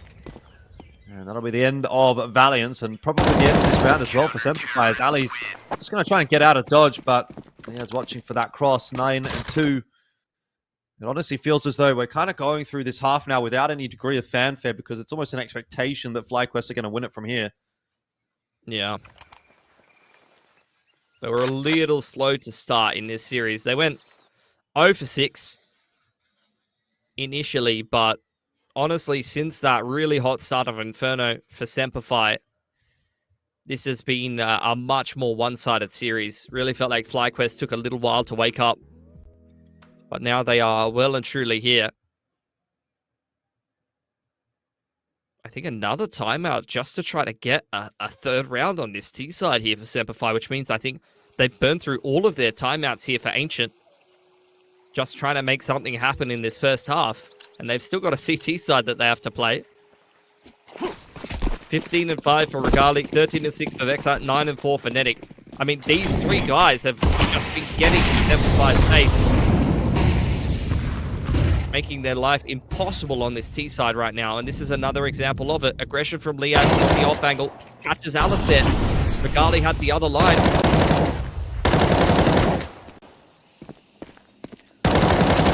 kill for him. Racking them up. 14 and 6 for the map. Regali's 15 and 5. This has been a little bit too easy breezy for FlyQuest. There's another one or two for Regali. Why not? Take the 2-for-1 special. Man, it's an untenable situation for Savage. They flash down B ramp. They're scaling to find him. He's been put in this situation multiple times. Night after time. He finds Vexite, but now Regali's going to run down in through Donut, and Netic is actually the one to take that final frag. 10 and 2 for FlyQuest on this CT side of Ancient.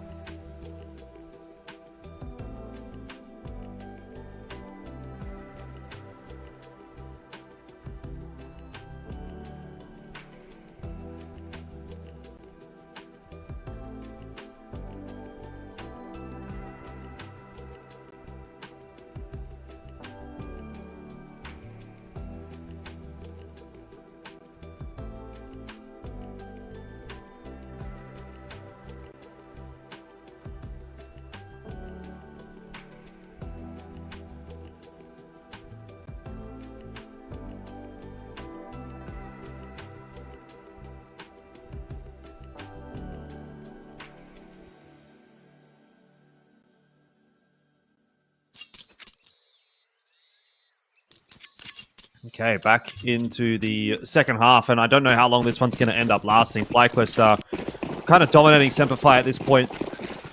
This round will be all important for SemperFi in at least putting up some kind of a defense on this CT side.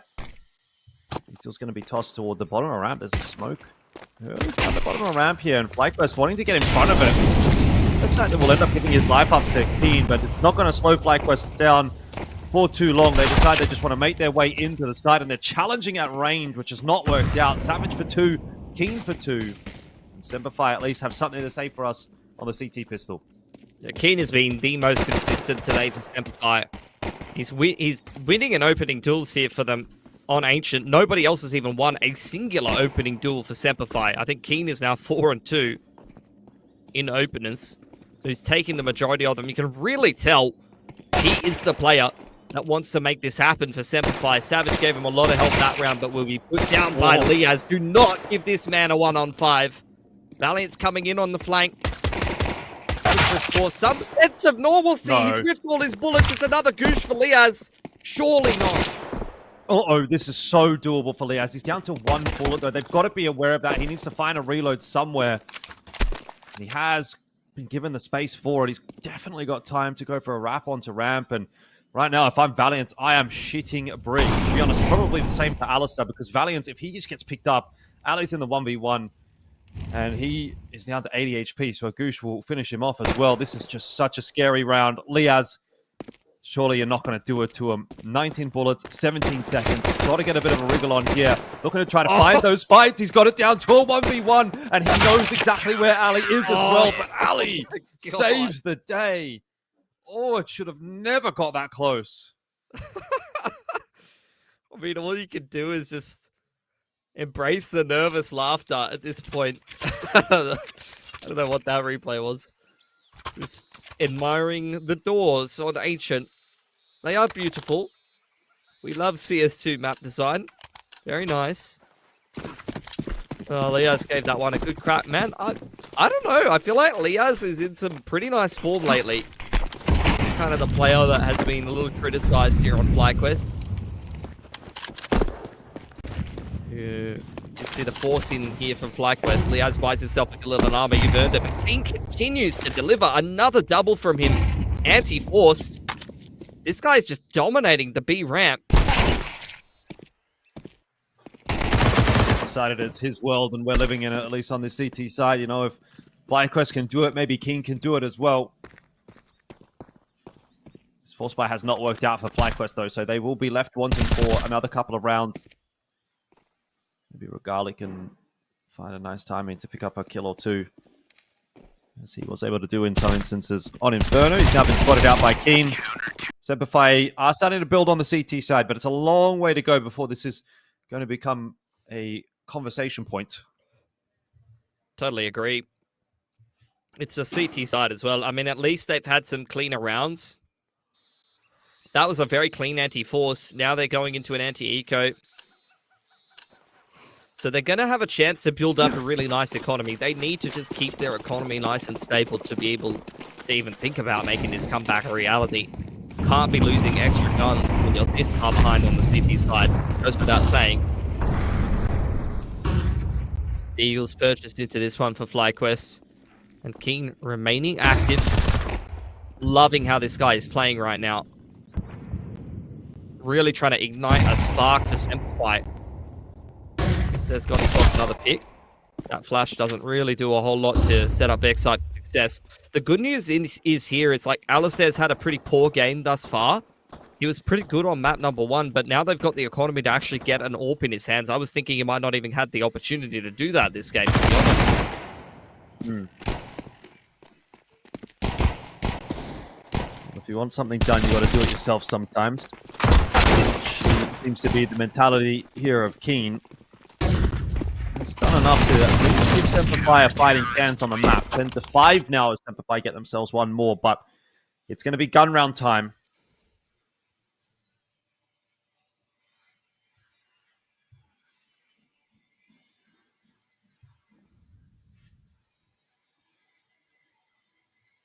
Surely we'll see, yep, the AWP out for Alistair. Got the money to get it for him.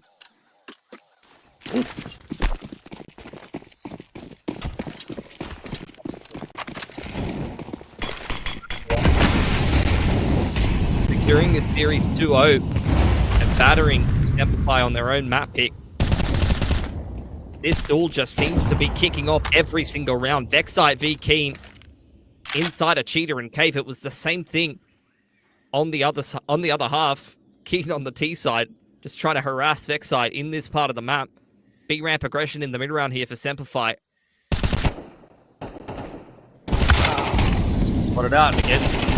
Some work. Only able to get one. Savage though tapping away with the M4. Still keeping the numbers pretty stable for SemperFi here as the mid fight now starts to play out.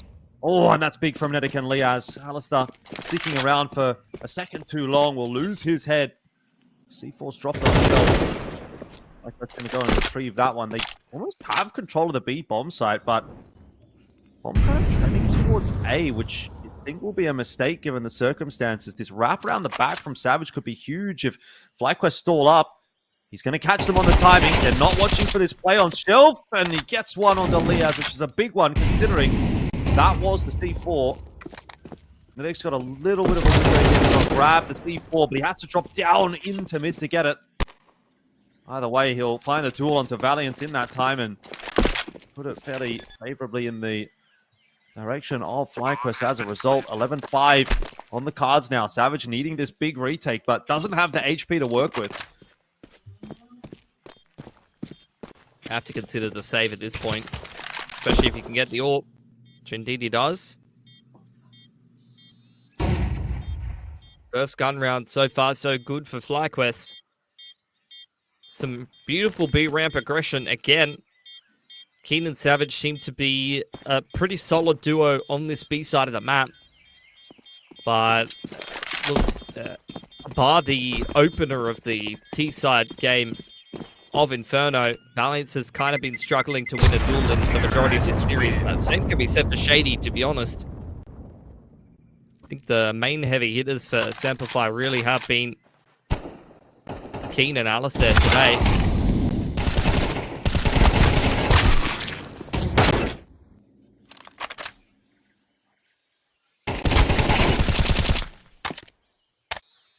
Good effort from Savage, but unfortunately just didn't quite get there on the perfect timing that he needed.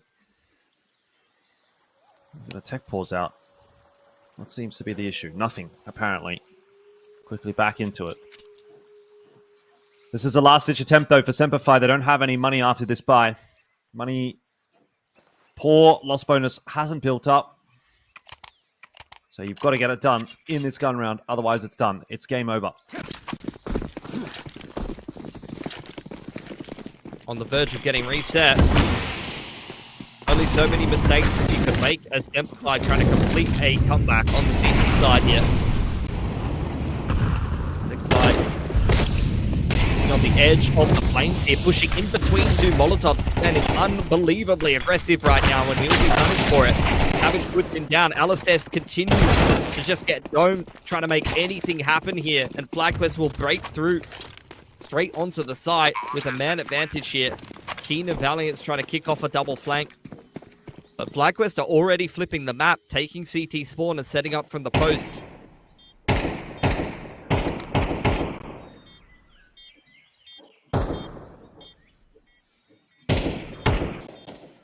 I don't know that you go for this. Can't afford to. It's the end of the series if you lose these rifles. Might be anyway. Only FlyQuest are looking.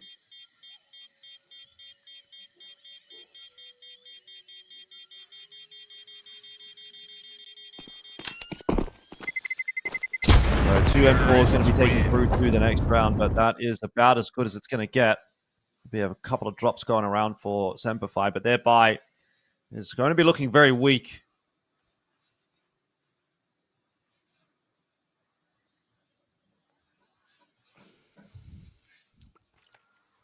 What did you say it was, by the way? Number 50 or something on the VRS rankings right now?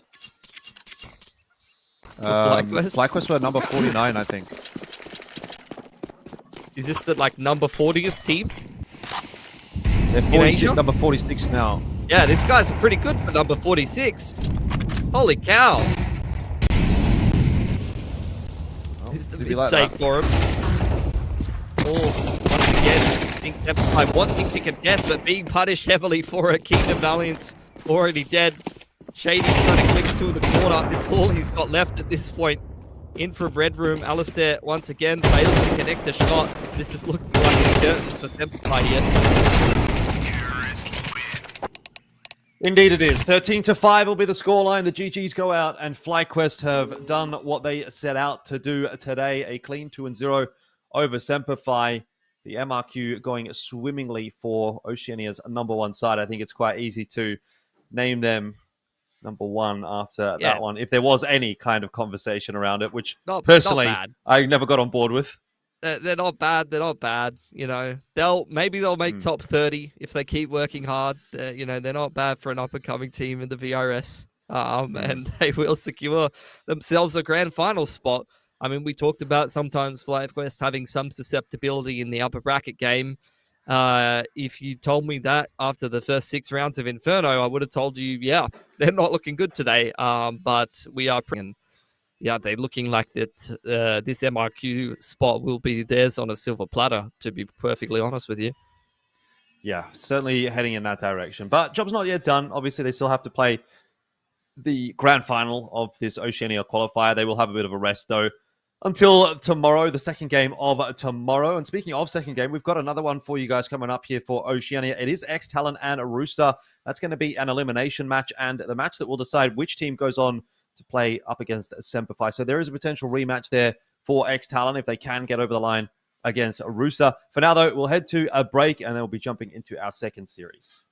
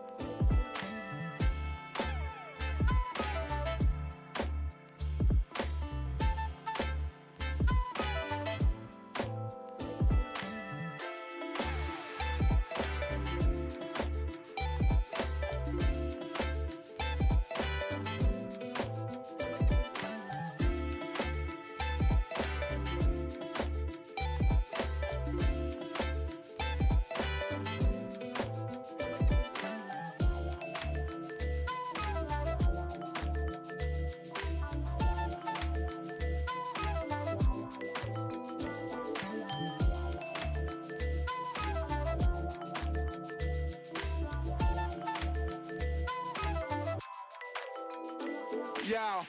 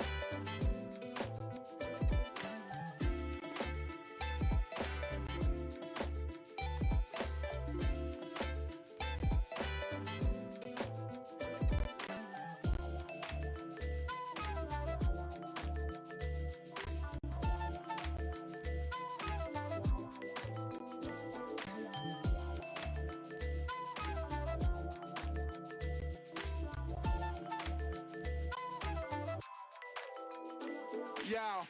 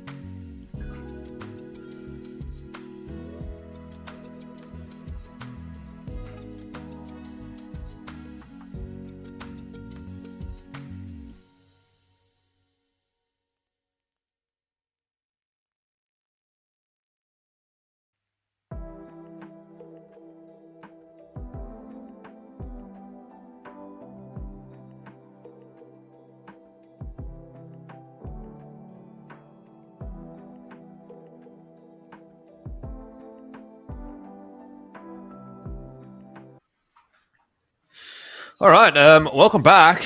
We have another match just about ready to go. Pilsy, you're looking pretty relaxed right there, mate. What's I going was chilling, waiting, vibing to the music. The tunes on this broadcast go pretty damn hard, So I don't know what they're using here. Some kind of royalty free, get some cafe vibes.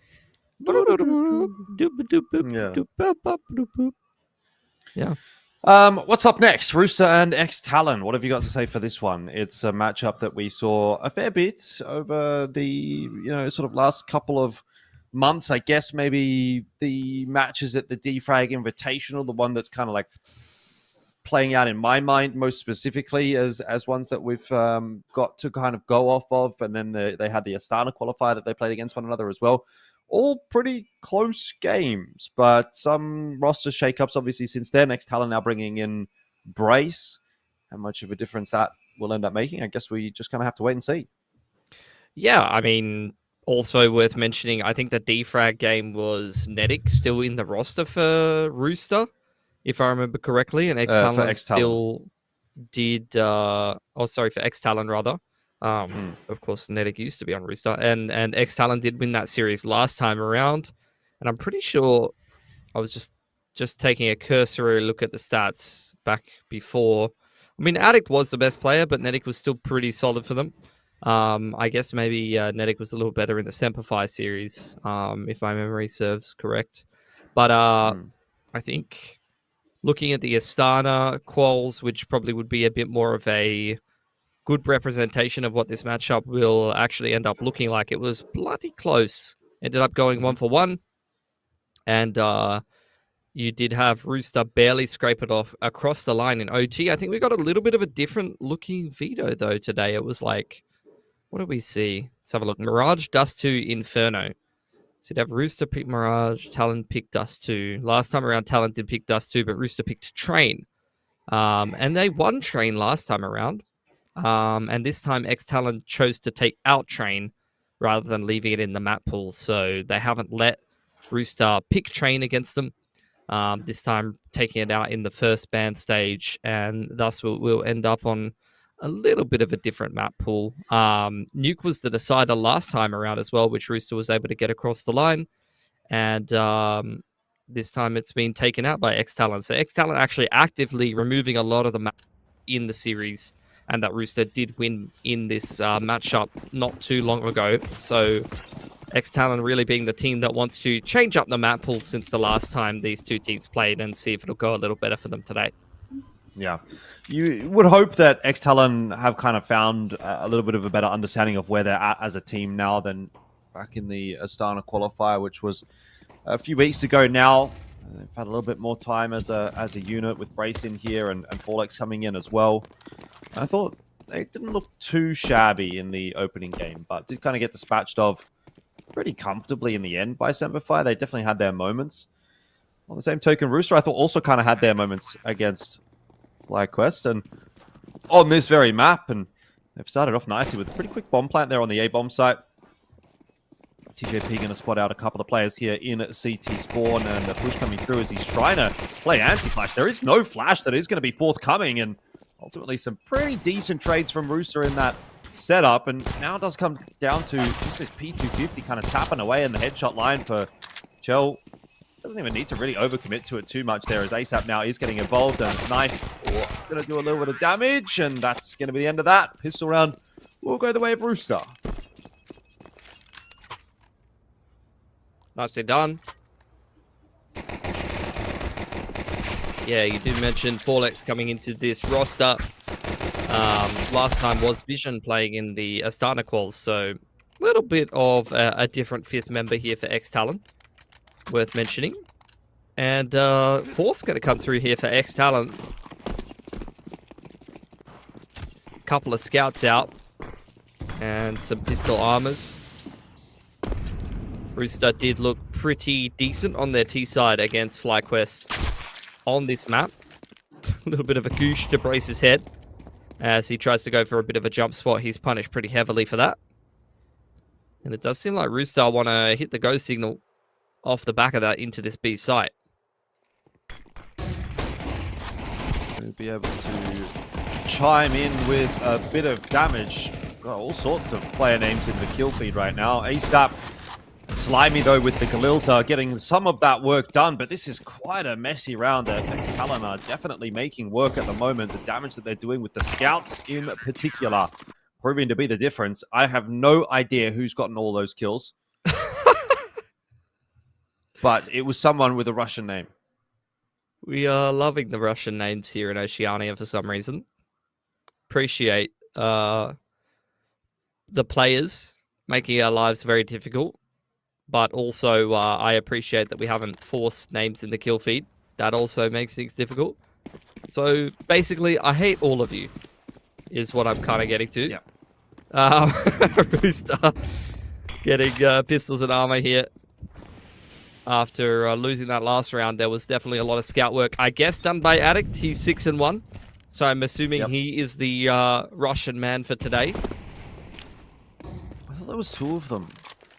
I'm sure there's more than the other two day of when them. Rooster was I think playing, there was multiple Rooster players with Russian names, and I know Addict, I guess, has a Russian name here too.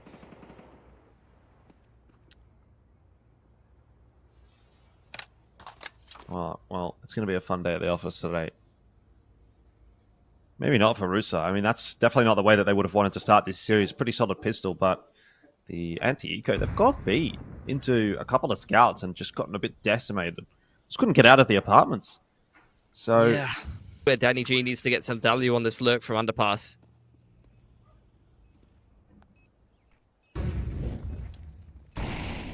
One down though does make this one look a little bit more doable for Rooster. Danny G probably will not be getting much done on that lurk from underpass. TJP with the MP9 doesn't really quite have the stopping power. Chell just going to go for the wide swing. And ex-TALON negotiating that one pretty comfortably. So off to a decent start on this CT side. 3 rifles retained. Bunny starting to build up.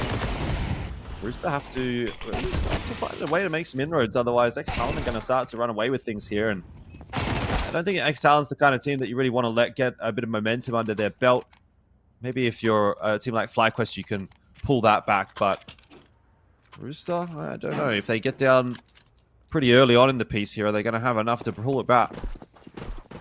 I think Hauser has got a Russian name as well, so that's great. What is going on with Forlex though? Like, why is he the Holy Ghost today? I assume they just don't have a photo of him. I love it. Rooster, once again, going to already seen a lot of faster sight plays from them, so maybe conditioning ex-TALON to respect that a little bit. Sterling posted up on the cat cross. Retake A setup from Talon. Both of the players on the extremity just playing things safe. A lot of util being held from both teams in the middle of the round here. As Rooster starting to shuffle the rotations back towards that A side of the map. Still leaving Danny G towards underpass though. So with the last 2 smokes being deployed here for ex-TALON towards Con and B Apps.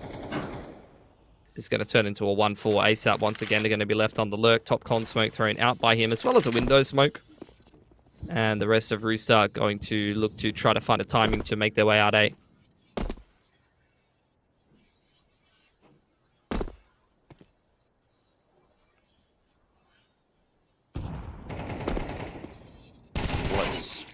Keeping an eye on Palace. Ooh, that's a nice shot. The little fade away as he tucks down behind the box will be the end of Slimy. He recognizes there's a bunch of util coming to greet him, so he'll jump out of dodge, and Addict finding a really nice timing onto somebody. I mean, this kill feed is unbelievable, frankly. But Brace. Very well.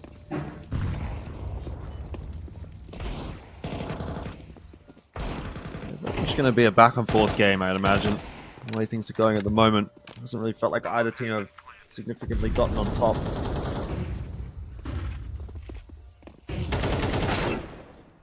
And an attempt in from ex-TALON to just sort of swarm in onto the site, but I think the pistols, you don't think that's going to be enough to get by here. TJP locking it down from CT with the help of ASAP. Rooster, of course, get to that 3rd round themselves. And 3-3 the scoreline after the first 6 rounds. I don't feel like that's really told us a lot so far. Not yet, but I think Rooster getting through the last rounds quite comfortably has at least built themselves up enough cash to buy again should they lose this round. ex-TALON starting to build up the loss bonus as well. ex-TALON, not a team that can be really counted out. I mean, Addict and Hazard. Addict in particular is still one of the best riflers in the region, right up there with anyone on FlyQuest, as far as I'm concerned. So, still a solid group of players. Same could be said for Rooster. Smoke the window. HE as well as a spam from Cat and Window really does a number on TJP. AKA Russian Agent number 4. Russian Agent number 3 going down on the B side. It's a beautiful entry from ASAP to even things up and pull the rotations towards the B side of the map. We can see Rooster is in no rush to commit to anything. They are still spread out around the map quite substantially. It's a bit of a skirmishy round here.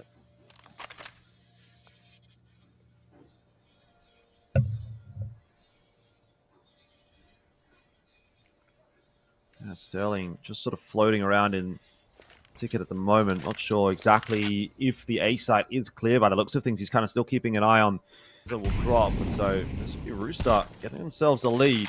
I don't imagine Sterling's going to be too keen on going for this retake with only 12 HP, but I don't think he's getting out of here alive, actually. So might as well just go for it. Shell's right behind him. Flank's coming in as well from ASAP, so this should be pretty much a sure thing as the creep comes through the murder hole.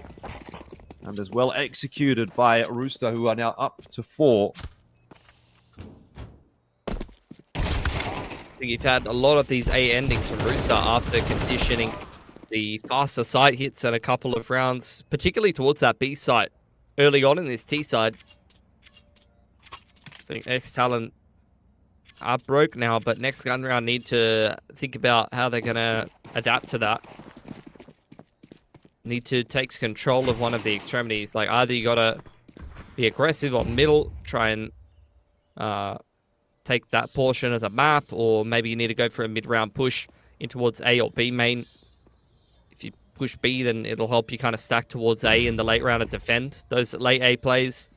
If you take A ramp, it's going to be a lot easier for you to kind of hold the A splits. So, got to see some level of adaptation from ex-TALON to be able to break down some of these A split rounds. We saw FlyQuest the other day really kind of dismantle Rooster playing this style by crunching mid in the mid round as well. So a lot of options for how you might want to deal with this style on the CT side.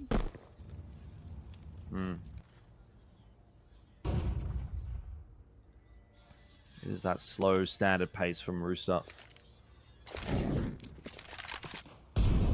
Crossing the T's, dotting the I's. You two are going to get used over towards B.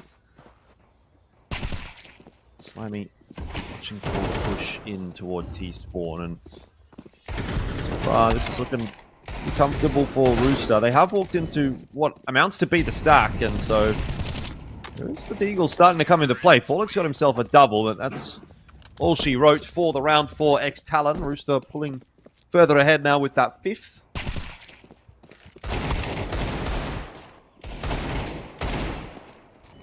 It's been, I would say, a fairly anticlimactic game so far. What do you think? It's just We're just kind of going through the motions. It's just the style that Rooster's playing, you know. Just kind of bleeding, trying to get blood out of a stone sometimes. It's kind of chipping away. It's be A execute in the earlier portions of the round after some slower rounds where they're going for these A endings post default. Flashes up over the top. Forlex looking to get something done from triple, waiting for some supportive utility from his teammates. And you can see Sterling's able to pick one on the cross. Smoke blown open, but Sterling mollied off of the line, and Rooster in this 4-on-4 look to once again establish themselves in the post plant. Oh, not quite going to be allowed to get the bomb plant down. Spam through the box. I think that was from Hazard. That's Clayton 1. Sterling in there for another as well. And so Rooster actually down on numbers. A jump up onto Ticket is going to prompt another kill. And Slimy is a very low indeed. The nade will actually catch him and finish him off. So that will be defuse secured. And ex-TALON keeping the scoreline pretty tight. A lot more work for them to do, though, to break that Rooster economy. So still things looking favorable enough for the T side at the moment.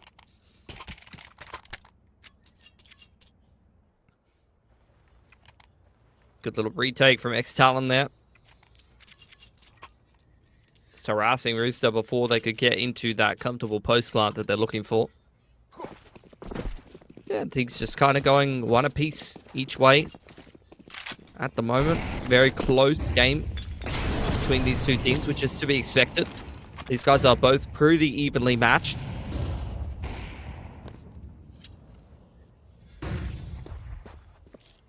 Flash up over the top of the boxes. Rooster once again. Not a particularly aggressive round again from Rooster. Just having someone play toward top mid. That's Chell. The rest have set up outside of A. Not really giving away their intentions just yet to ex-TALON. ex-TALON responding in kind with a bit of a slower approach of their own, holding on to the majority of the util that they've got for later on in the round. Yeah. It's a jump spot from Brace. Forlex is being baited for in towards Firebox. There's that window smoke from Rooster as they look to apply some more pressure. I think a smoke into jungle as well. No top con from outside of A ramp there. Chelios makes his way back. Once again, ASAP left on the lurk in towards middle. Molly into connector, and a flash onto con makes it look like they are only just now taking connector on the T side and looking to pressure middle, but really Rooster once again with 30 seconds on the clock trying to hit this timing into A.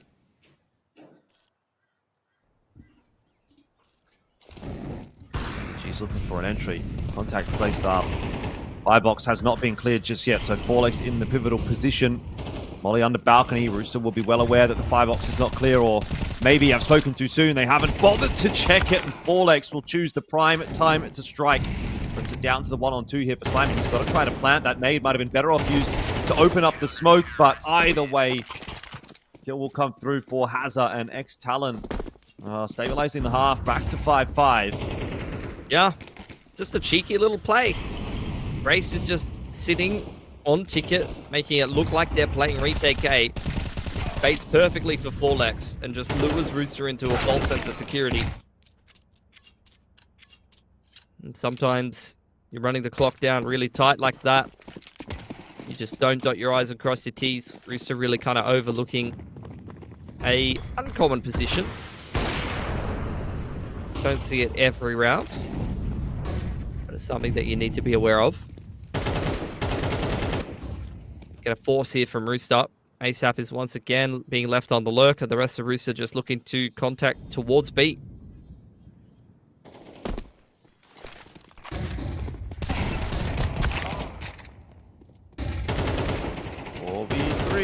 TALON, or ex-TALON,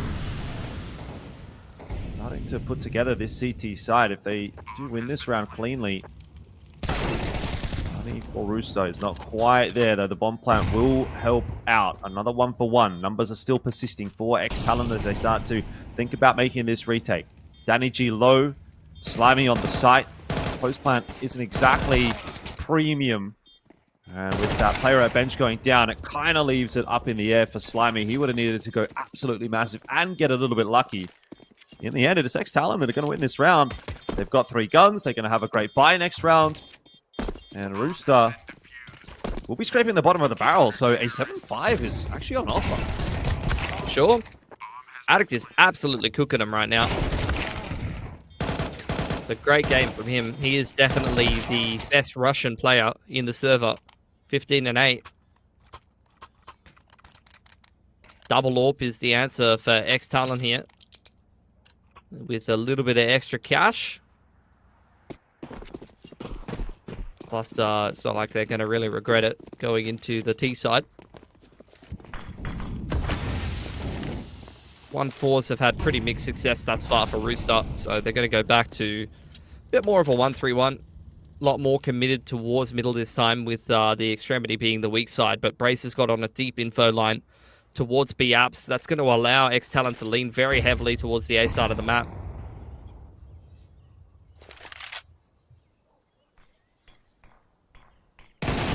Sterling going to have a look into connector and get the info that he really didn't want.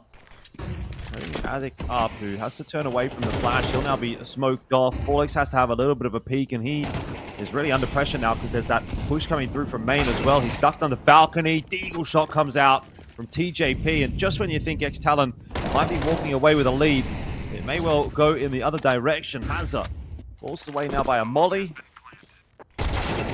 Side control there for Rooster. Shots coming through nicely in this round. Hazza trying to salvage, trying to save the day, really. It's M4A4 doing some work, but need Daddy to get in there as well. It's a 2-man CT retake. Nade over the top should clean up the player in the firebox. That's TJP down, but numbers are still good for Rooster, and down to just Hazza solo. 6 will be the scoreline at halftime.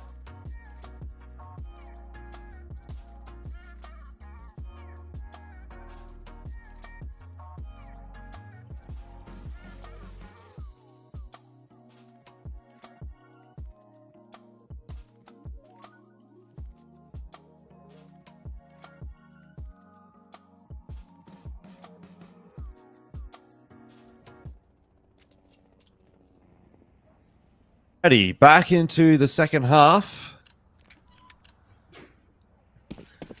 And 6-6 the scoreline. I don't know where that one actually leans us. I don't know. I mean, the CT side, I feel like, is probably the side that you'd expect to struggle slightly a little bit more on. You know, maybe looking for a 7-5 T-half is perhaps the argument to be made.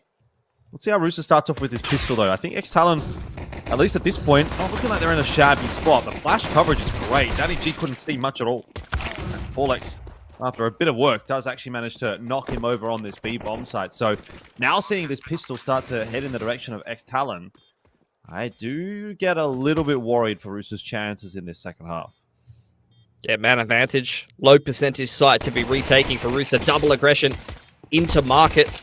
Going decently for ex-TALON, but Forlex can't clean up Slimy just yet. Chelios goes down in the meanwhile, and finally, Forlex is going to convert that kill. Ex-TALON winning themselves the T-pistol here. But I don't think Rooster are going to be far behind. This has just been such a back-and-forth game, and multiple series between these two teams in the last few tournaments have really gone the distance, so it's anything but over from the back of that pistol.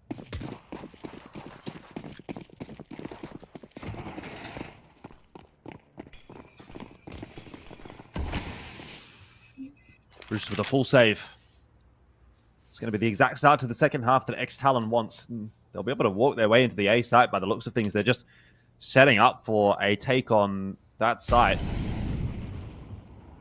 The util getting tossed in under balcony. Smoke coming over for top of con. Pretty economical take, really, from ex-TALON. You know, couple of smokes, couple of mollies, a flashbang there as well. Not really throwing the kitchen sink at Rooster. Not that Rooster was there to receive it anyway. So it's looking like a pretty easy and comfortable start to this second half. Yep. Rooster. See if they can get any exits just chilling around in middle, but I think the only one who should really go looking for anything much here is probably Brace. Try to get some farming done with the Mac 10. But even he's playing things quite passively. ex-TALON not really taking any extra risks here. There you go. Finally, the Mac 10 going to go on a little bit of hunt, but Brace not feeling the need to push the issue there too much. I think as soon as he turned that corner, he copped a USP thing to the dome. So there you go. A 1-kill anti-eco round. I mean, this is just the pace of this game right now.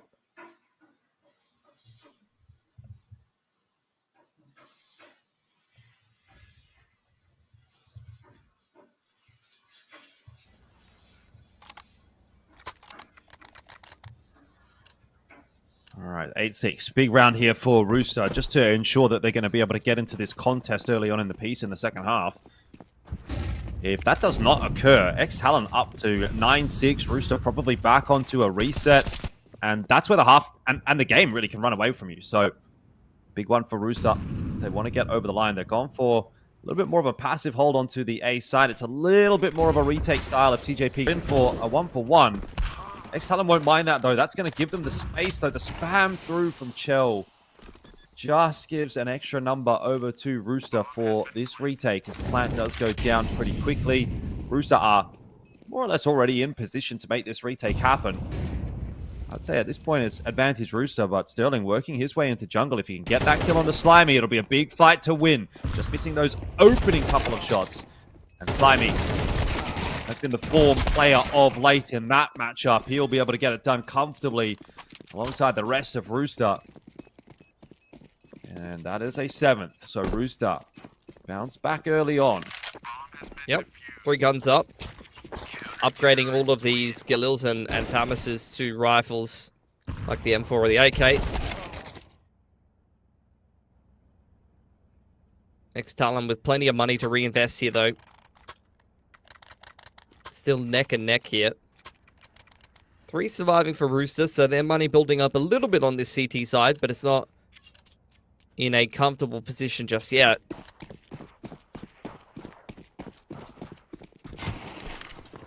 I think I was looking at Addict on that default box. to really kind of break apart that post plant for ex-TALON. If anyone was going to step up in that kind of situation, I was expecting him to, but didn't have too much impact in the post plant there. Chelios throwing a palace smoke and then rotating towards this B side of the map. It's a little bit more of a bean lean for Rooster here. Slimy and ASAP looking to contest middle if they can. ASAP usually pretty good in this short position, but in the opening game of this tournament, he was kind of getting abused by FlyQuest in this position in a couple of rounds.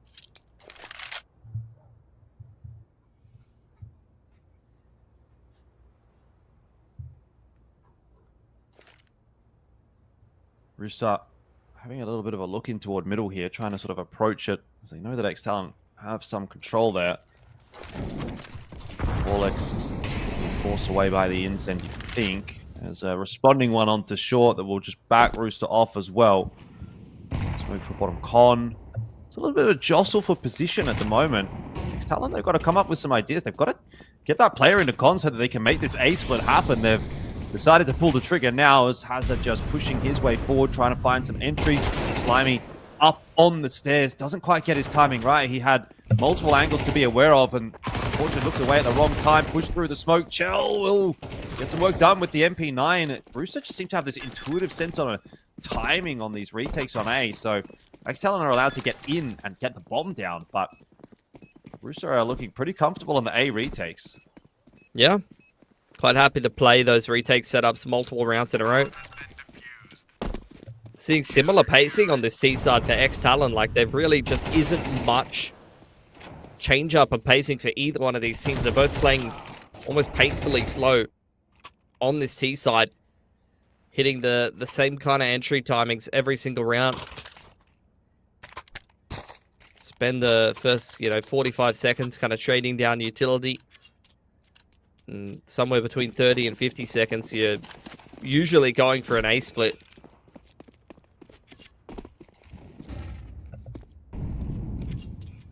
Molly into ramp from the CTs. Once again, it's just like a 1-4. Little bit of util thrown towards middle from ex-TALON. And looks like it's Con and Jungle Smokes as they try to scale out from ramp. A couple of flashes up over the top, allow an entry to go through from stair side. And TJ cleaned up under bout. So a 3-on-3, but better weapons here for Rooster. Oh, nice. Well done from Chell. Feeling confident with his jump up there onto Ticket. I think Chell's really starting to ramp up in this map. 15 and 10. The CT side has been kind to Rooster so far, even despite the fact that they dropped the pistol. So, again, you kind of need to see a little bit more here from ex-TALON. It's sort of feeling like if they don't get some pretty crazy entries, like a massively significant advantage, let's say 2 or 3 players, rounds just kind of peter out into nothing. Yeah, I'm not really feeling their T side at all, to be honest. I think, they're playing similar pacing to Rooster, but I'm not getting... Like, the thing is with Rooster, they always bail themselves out in the mid-round. Like, somebody just multi-frags or hits some ridiculous shots. But I haven't really seen that on the T side yet from ex-TALON. Aggression up into the top mid-smoke. This is not something that ex-TALON have had to deal with yet. Slimy doing his best. Somebody cosplay. Big spray down. Gets himself through. How is he still alive? Brace, my lord, man.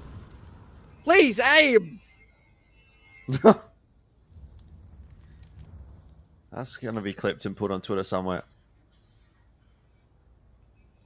Danny G and Chell in the 2v3. A little bit of a recovery, actually, from ex-TALON as Hazard, Brace, and FlyQuest all claim 1 apiece. FlyQuest, waiting for Chell. Should be able to have done enough there to get the round here for ex-TALON. Danny G may still be a little bit money conscious, even though he's got quite a bit to play with. Rooster's funds are somewhat sticky at the moment. He's kind of having a look, though, into Palace, so I wonder if he's keen on going for this one. Doesn't need to start thinking about that potential timing. Doesn't look like he's going to be turning around too often, but he has had a little bit of a cursory glance behind him and now kind of starting to paying more and more attention to it. Danny G just looking for exits here. Doesn't appear that he will get any, though, as CT will be the exit pathway for ex-TALON. Orb's going to be retrieved, and everyone gets out scot-free. ex-TALON up to 9, and game on again. Yeah, I mean, that's just how tight this series is and this matchup is at the moment. Really could be going either way. We've ended up with a pretty different veto this time around, courtesy of ex-TALON. But don't make why make me watch this again, man. Okay, good. We skipped the best part. Good aggression from Slimy. The way that top mid smoke plumes in CS2 compared to Go does give you a little pocket to play in. The way that smoke's thrown. 1-4 once again here. ex-TALON looking for an A timing with Brace applying a little bit of util pressure towards the middle, but there's already 4 players here for Rooster. We've got a sandwich under bow crossfire already set. Top on smoke. More of a contact play than anything else by ex-TALON, it seems. And if that's going to be the case, I'm not sure I'm a huge fan of this.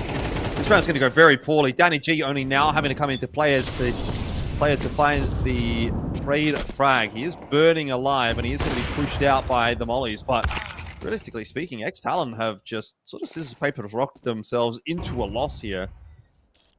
Unless Sterling and Brace can do something about it on an individual level. And Sterling and Brace lining themselves up a kill apiece. Chell's position now known. Brace still has to retrieve the C4. He's just got to keep going forward here. Almost lines it up. Chell low on HP now. He's going to get the nade over the top, which will do a bit of a tickle. Again, Brace spots him out on the cross. All around the corner, but Brace waiting patiently for it. And ex-TALON, once again, take the lead. Bail themselves out of that 2-on-3 with some individual brilliance. Really surprised that given the spacing there of the T's running into a power sandwich setup with a lot of Rooster players in position to defend the rest of this round, that they've been actually able to come away with some success there. And as a result, Rooster will have their money broken. This is their map pick. And if they drop it going on to Dust 2, which is the map that they conceded to ex-TALON last time, then it could be rough for them. At the same time, though, you know, Dust is not going to be a poor map for Rooster and not going to be a map they don't know how to play.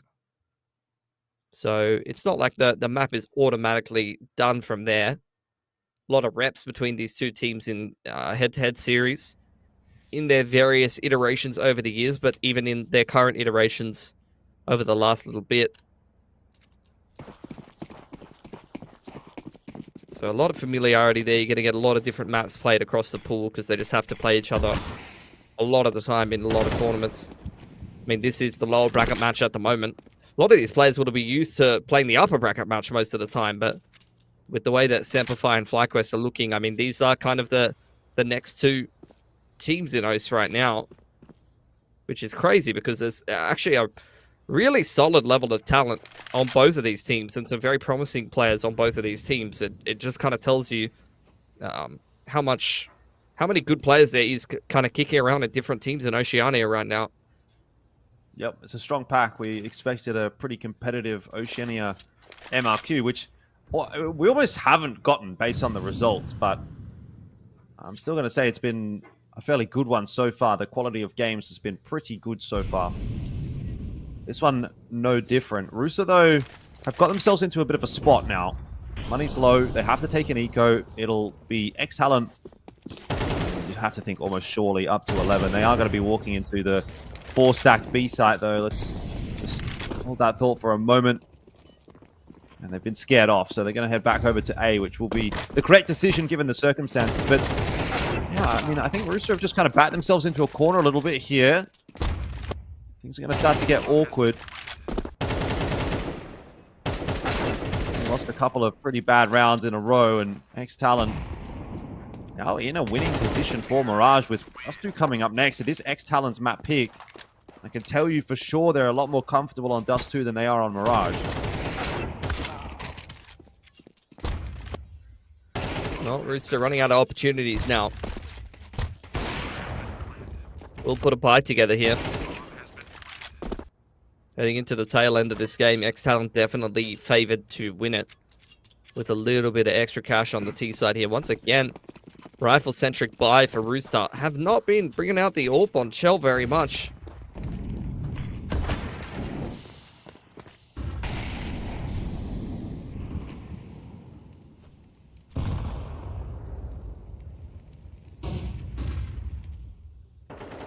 Big round here for ex-TALON. Could win them the game. But the mid discussion still yet to happen in this round. ex-TALON working their way up through the underpass. There's a smoke to top con and window. Molly from the CT side to try to disrupt things and some flashes over the top. So you see the smoke's committed for ex-TALON to take further control, but Rooster actively trying to disrupt that. Beautiful pick from Sterling. The AWP over on the A side of the map was not something that TJ was ready for, and he's going to feed an opening kill ASAP from Cat, though. Stopping Forlex from slipping up connector, keeping the numbers even. And ex-TALON going to meet up with Addict, or Brace, I think it is. I don't know. They all have Russian names. Inside of B apartments, it's a Russian house party, I guess, is what I'm going for here. And it's going to end at the B site. They've left the B site. They saw that walk-up connector, and they thought maybe that indicates that there's something going towards the A site. And on that timing, ex-TALON have walked out on B. It's a really awkward one for Rooster, but they've lost the site, and now you really have to question whether or not they're going to be able to make a retake happen here. It probably comes down to this fight, and Brace will win it. That should be enough to win ex-TALON this round. The fact that they've done so might win them the map. Slimy has no option but to save the M4, but such an awkward timing for Rooster to be leaving the B site. Yeah. And ex-TALON just completely exploit it. For sure. They're on map point now. Caused a little bit of an upset on Rooster's pick, so I dare say the way that they've changed up the veto today is going very well for them if they're able to close out Mirage here, having lost Train last time around.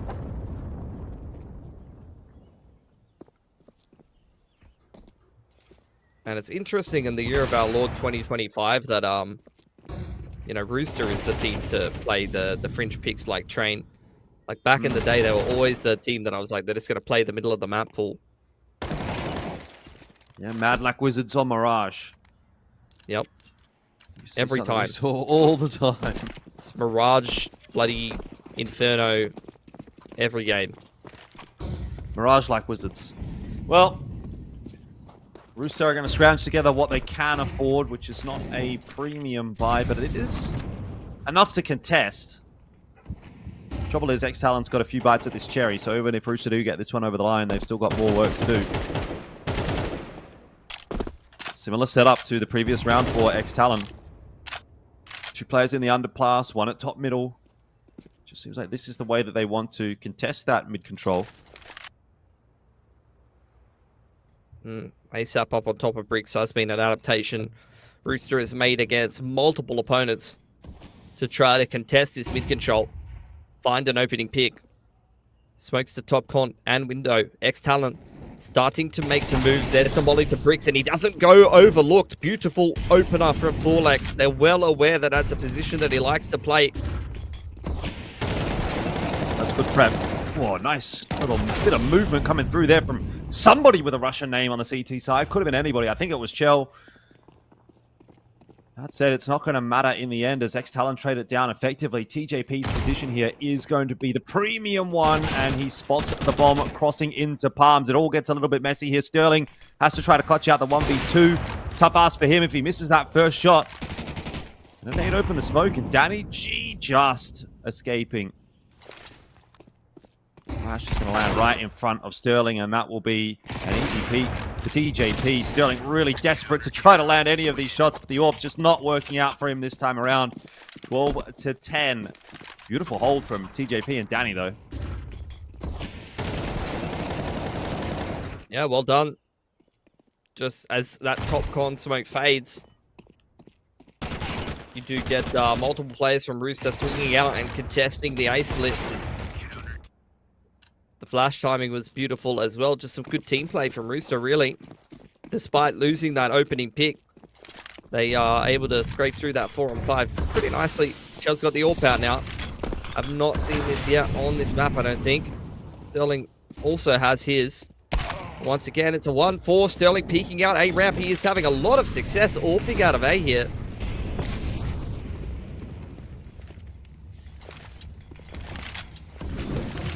They've got the A side now as well, ex-TALON. Rooster almost look like they want to get ahead of it for a second there. There's some flashes getting popped on in here, but it's only going to get them so much space. They haven't gone through the second layer of smokes. Sterling, this time, feeling much more comfortable. He's got a few teammates around him to cover the sides. He's not trying to get it done on his own, and he's landing his shots with the AWP that might send ex-TALON to a 1-0 lead.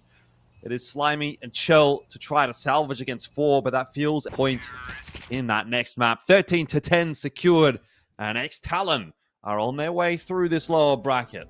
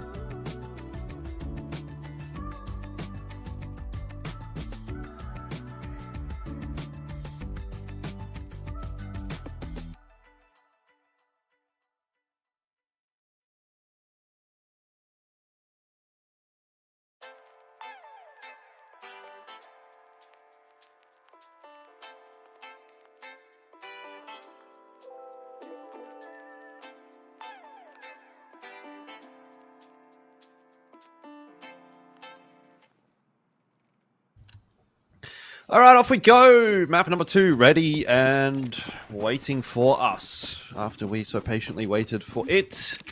Let's see if Rooster can do anything here on Dust 2. I mean, they're not a bad Dust 2 team by any stretch of the imagination, Pilski, but in comparison to ex-TALON, this is potentially looking like a pretty grim one for Rooster. This is the way that a 2-0 would be set up if it were to come from ex-TALON.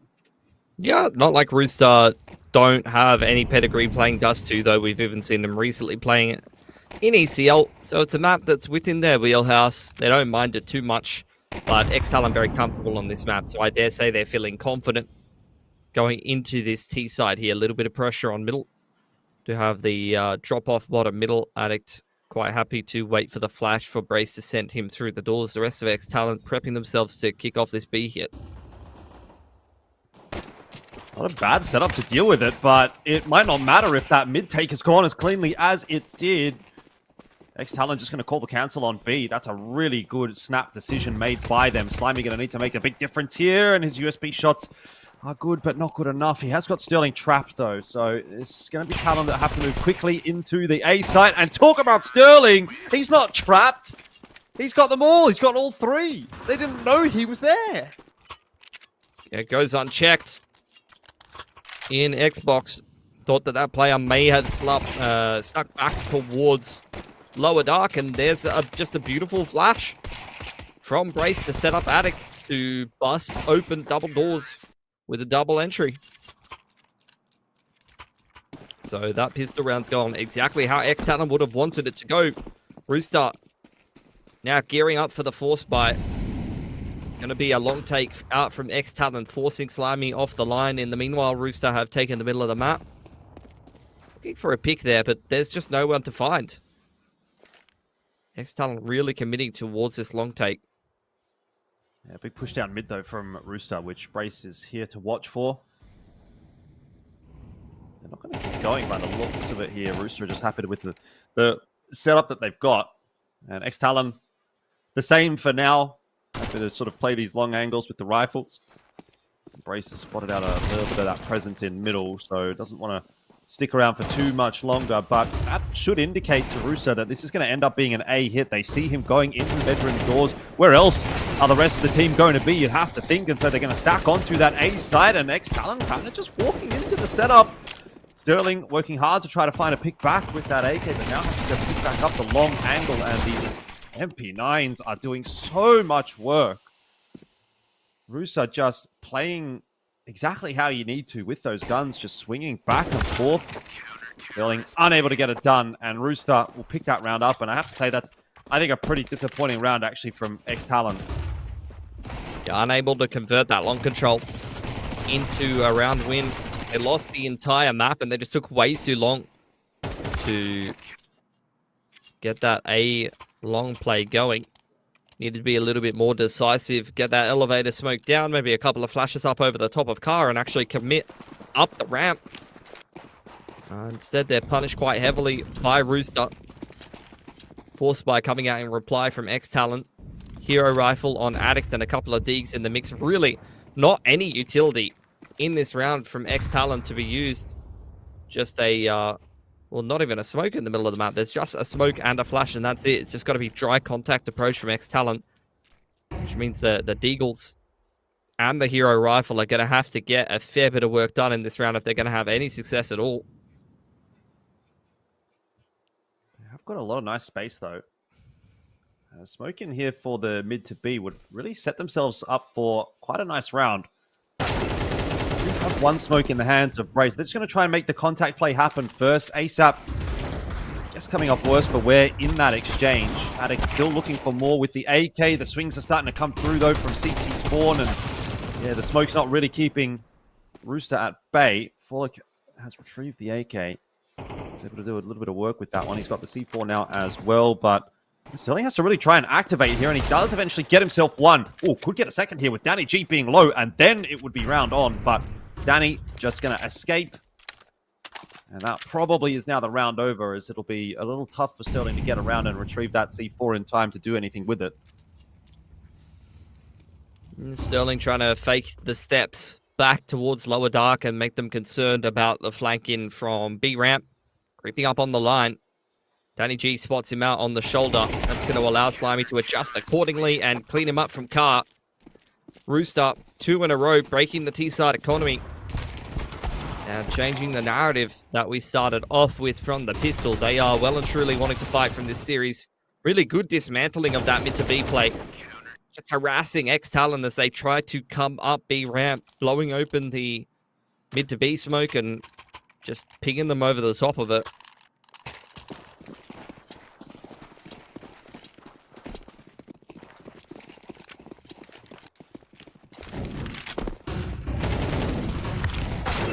Pass play out onto long for ex-TALON has, I guess, to an extent worked with 1 kill coming through from that P250. Really expecting too much more out of it, to be fair. Just Glocks to work with, really, so wishful thinking to get anything more done.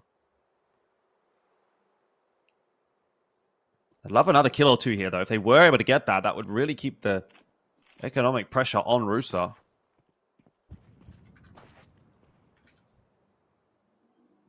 Next Talon just chilling in pit. Forlex has picked up the AK. Dropped by TJ. And he really needs to be the main man to get some kind of work done here. But once again, Rooster, I mean, whenever they lose that long control, they just get active and they take the map. Chelios on a fact-finding mission right now, straight up middle, is already getting on a little bit of a flank. Flash going to further delay ex-TALON and give him an opportunity to get involved here. They need to attempt to cross in onto the site and try and set Forlex up for a kill. It's not going to happen. Solid hold from Rooster. They're looking okay on the CT side so far. ex-TALON need to find a way to bounce back pretty quickly in this upcoming gun round.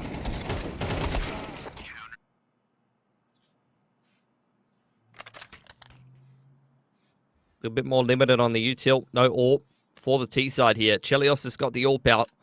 We did see recently a game in ECL where he was absolutely farming on this map with the AWP. Lots of impact multi-frags, so that is got to be a concern for ex-TALON here with how good of a start Rooster have had on this CT side. The money is well established and built up now.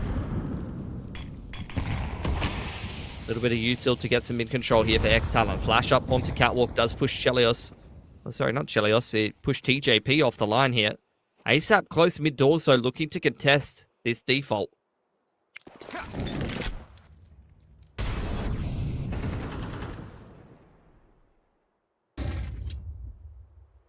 Just looking to take some short control here, ex-TALON. Brace having a little bit of a look in. Once again, really end up having to retake this B site or come across to try to defend the B site. It's going to take them a very long time. There is that mid to B smoke coming through. So just on the surface of it, this looks like a pretty good call from ex-TALON. A 5v2 into the B site. They are smoked off in upper tunnels as a result of that smoke that's gone down in CT spawn. But ex-TALON working their way into middle for now. And they'll just be happy with that map control for the moment. Danny G has got extra util to work with. They've been very patient with their util usage here, Rooster. There's a second wave of utility in from ex-TALON, going to kick off this mid to B split. Danny G and ASAP alone on the side. ASAP not the best timing to be turning around. He's still going to get 2 out of that. That's just how sharp this man is, but make no mistake about it. 3v3 with ex-TALON, a lot of control of this B site. Rooster completely out of position. I just don't see how they're going to be able to get back into this one. It does seem like they're still going to try to go for it. No, they're just getting the AK. No. Yeah. Yeah, I think the retake would have been crazy there, no? I agree. 100%. Especially this early on in the half. There's no reason for Rooster to really be going for that kind of a risk. There's a lot of rounds yet to play. They're up 3-1. It'll now be 3-2. You know, you're not in a precarious position at all. You can more than happily just let that one go by the wayside. Keep the economy healthy. Run it back in the next round. ex-TALON, okay, they've got themselves one more round. Scoreline should be much more favorable for ex-TALON than it is, though, after having picked up that pistol. But just sort of having a bit of a falter on the anti-force has put them in this position where they do need to do a bit of work to come back into it.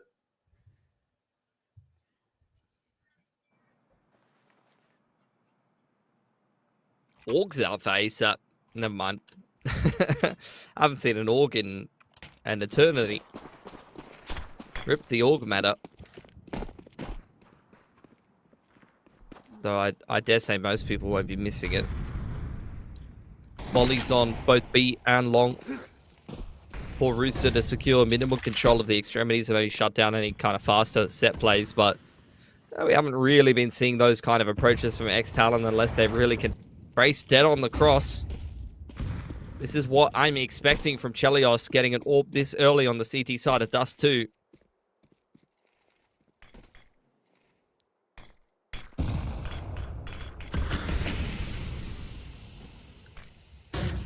Shell through the doors will be flashed away and just has to go ducking back into CT spawn. ex-TALON. Wow. Okay, it's going really poorly. That's As just burning beautiful alive. util usage. Like, as soon as Chell takes a shot, there's an instant nade from ASAP off the back of that contact and a molly to follow up.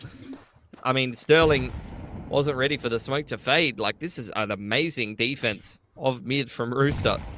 Yeah, nade landing on top of both of these players trying to make their way up on short. Forlex, he's got himself one, surviving for the moment, but at the end of the day, Forlex is not winning this round. And Rooster are looking super stable on this CT side at the moment. 4 from Chell. And just ridiculous util. That was the HE nade to break the top of the smoke to give Chell that opening pick. Like, the util from Rooster in this round is impeccable.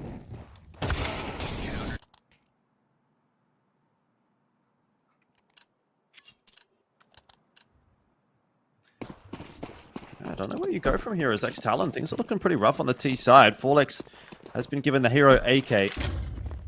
Got a nice long spawn, so he's going to get out there nice and quickly. And ex-TALON kind of feel like they need a little bit of magic to get them back into this half at the moment. I know the scoreline's only 4-2, but it's really not been looking too competitive. Rooster have felt far and away the better team right now on Dust 2. So it does take something from ex-TALON to pull it back somewhere. I'd agree with that. Outside of Sterling multi-fragging on the pistol, like, I don't really get the sense that many of these players are feeling super sharp or super confident on the side of ex-TALON right now.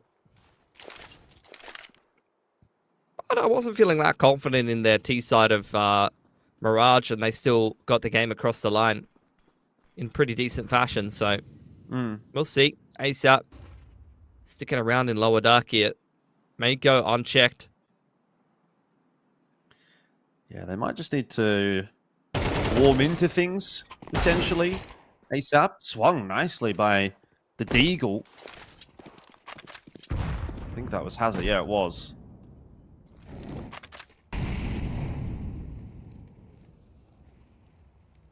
You can't read Russian?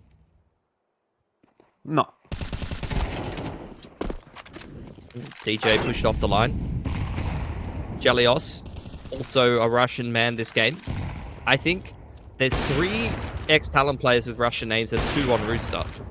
Like, Chell, TJ, Hazard, Addict, and Brace all have Russian names. So 5 out of 10 players in the server are absolutely trolling. Yeah. Doesn't make it super easy. But it's not been easy for ex-TALON either here on map number 2. We'll get a full buyout this time, though. This is where it kind of has to start turning around, if it's going to turn around at all. Otherwise, Rooster start to run away with the half. Faster play in towards upper tunnels here from ex-TALON. They will be mollied off, so they're not going to be able to rush into B. I don't imagine that was the intention anyway. Might have been just to sort of set up on that line. Forlex has a little bit of a look. There was 2 players watching. He is lucky to be alive, especially with 78 HP. I don't know how he's gotten away with that. Chell was sticking around for quite a while, waiting for a pick there. Nothing given by ex-TALON. They just weighed out that aggressive mid-smoke from the CT side before they go for their mid-take here. But they're not actually committing to the mid-take. It's just Hazard on the lurk in the middle of the map. The rest of ex-TALON gearing up for a late long take. Slimy and Chelios are ready there to receive. Flash goes a little too deep, and Chelios will oblige. Another one up over the top, avoided decently by Slimy. You had the trade from Sterling straight through the flash. Slimy's able to get one more. And ex-TALON have broken through, but it's taken a lot out of them. Yeah, they are going to get the site, though, and that's the first piece of the puzzle. Brace going to have to quickly get over as that smoke blooms in CT. Try and get the plant down as quickly as possible. I mean, this is still a rough one to try to hold on to. You almost have to try and activate Hazard here. That's what this flash might potentially be for. Hazard getting up close behind the smoke. Here we go. The flash is going to get tossed on in, and Hazard needs to make a big play here. The flash is a good one, but he's only going to be able to grab himself a singular kill. Until in onto the site, forcing Brace into an awkward spot. He was dead one way or the other. And a nicely executed retake from Rooster. They get themselves up to 6-2 now. Just continue to chug along. And it really feels like at the moment, Chelios is just in the right position every round to deal with whatever ex-TALON are going for. A little unlucky there for Slimy to get one more. Straight through the flash. If he isn't able to do that, you actually end up in a 3-on-3, and it's a little bit more of a doable round. And exactly like you said, I like the idea to set up Hazard to try to double up there through the short smoke. That could have won them the round, but not quite enough at the end of the day. And Rooster just really chugging along on this CT side. Like, ever since they've established control of their economy, it's given them the AWP on Chelios and a ton of util every round, and they've been leveraging both of those two things to really make the ex-TALON's life very difficult on this T side.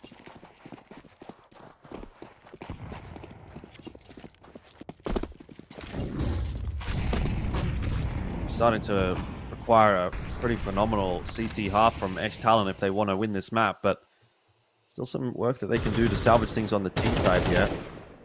So Rooster are anticipating something over toward the B side of the map. Again, they've got two players, so they just give up mid. This is very much the Rooster way. It's a 2-3 split. They just kind of give up mid, have the two players in the B site, and play around that. Sensing that something is happening on this side of the map, though. They are moving their forces away from the A site proper. AP comes to pick up middle, and this is absolutely not even close to being around for ex-TALON. FlyQuest gets one on the entry, which honestly more than he probably should have, considering how much damage was done by Rooster there. But that was never even a threat at all. No, this is a very cut and dry game of Dust 2 right now. That's another, like, look at that little highlight that we just got in middle on the replay package. Like, that's another player who's getting forced out by a molly of Roosters. Isolated, not that there was anyone committed over there. It seems like ex-TALON going to try to go for a similar approach to what we saw in the last round. Danny G under a little bit of pressure, takes some damage. ASAP does pull the AUG out now. And after the smoke is deployed to upper tunnels, ex-TALON going to turn their attention elsewhere. All the way back to backyard here, I guess. It's going to burn a lot of time off the clock, though. Yeah, ex-TALON have been doing that, to be fair, on this side. Nice flash, and Brace will go down. Perfect util usage. Like, every time in the mid-round, Rooster is, you know, throwing themselves a molly or setting themselves up with a flash. It nets them a kill. Like, the timing has been impeccable.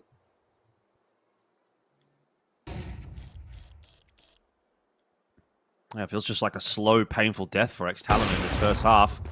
There's another one from Chell.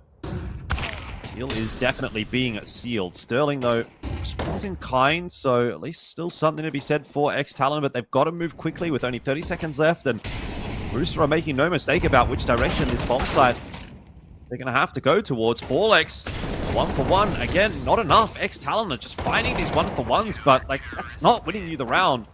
8-2. Rooster get themselves another. I mean, this teeth side just doesn't have any teeth to it, you know? It's like they need to slap the dentures in it, because they're just very, very slow, crawling pace around the map every single round, and it's just getting them nowhere. Yeah, 100% agree. try and do something a little bit different here for ex-TALON. I mean, Rooster are actually going to try something a bit different. This time they push their way into mid, down into the lower dark position. Player out on short. ex-TALON moving their way out onto long, and it looks like a little bit of a faster round out from ex-TALON just in terms of that long take at least. Why are they taking so long to just even get through that smoke? Like, they've committed the CT and the short smokes already. HE's inside of the elevator. They've dodged that nicely. TJ forced out. Okay, this is actually going a lot better. Yeah, a bit of a faster play from ex-TALON, and you can see the difference that that has made, just sort of wolf-packing their way onto that A site. It wasn't a rush so much as some calculated aggression, and what a difference that's made for ex-TALON. They would have, I'm sure, loved to have made that adaptation a little bit earlier in the half. Here, unfortunately, it doesn't make a fourth round. And even if you do get a fourth round, is that enough on the T side of Dust 2? Probably not. I mean, but you said it already. They're going to have a monstrous CT half, regardless of how round number 12 goes in this first half. And that's probably got to start with the pistol, because if Rooster go up 8-4 or 9-3, win the pistol here, then you're one reset away from, you know, map 3, essentially.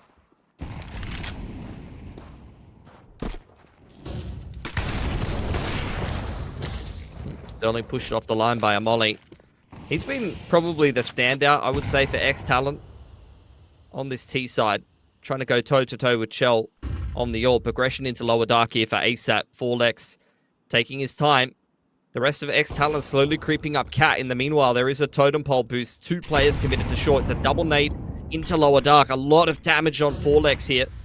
A smoke from the CTs as well. They're really trying to mask their intentions. ASAP doesn't find Forlex. It's bad timing, but a missed spray from Forlex gives ASAP the opener. Yeah, he's barely done any damage there to ASAP at all, and it's going to throw a chaos into the ranks for ex-TALON as they do have to spend a bit of extra time dealing with ASAP. Molly pushing Chell away. And we're back to that sort of slower approach from ex-TALON. They've taken some short control. Having a little bit of a look into B from upper tunnels there with Addict. Got a player over towards bedroom. So a lot of very isolated individuals here for ex-TALON, but no cohesive plan just yet. Looks like it'll be back over towards A with the primary push coming through on short. Smokes up. That's a good shot from Sterling. There might still be a fourth left in this half for ex-TALON. Unless TJP has something to say about it, he's going to hide inside one of those smokes. Has he been heard moving around here, shuffling around? Doesn't look like it, but pops up just as the bomb plant goes down, and ex-TALON thrown in for a bit of a spin. It's now back to 2-on-2. Bomb site is actually somewhat in control for Rooster. And Brace is hightailing it all the way up short. They've got to go together. The bomb, the defuse is just picked up by Rooster. I mean, that was, again, a bit of a soft one for ex-TALON, but 9-3, the first half goes the way of Rooster.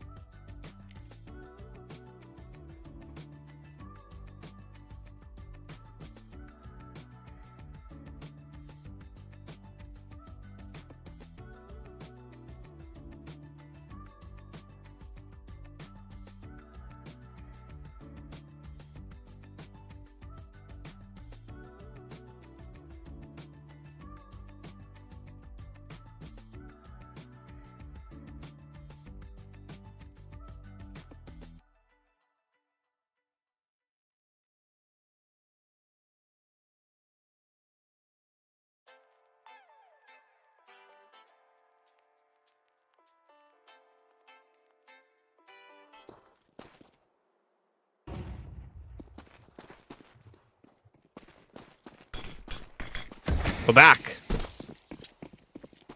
Vorlex is back. It's a good opening shot to get ex-TALON into a good position on this pistol. They bloody need it.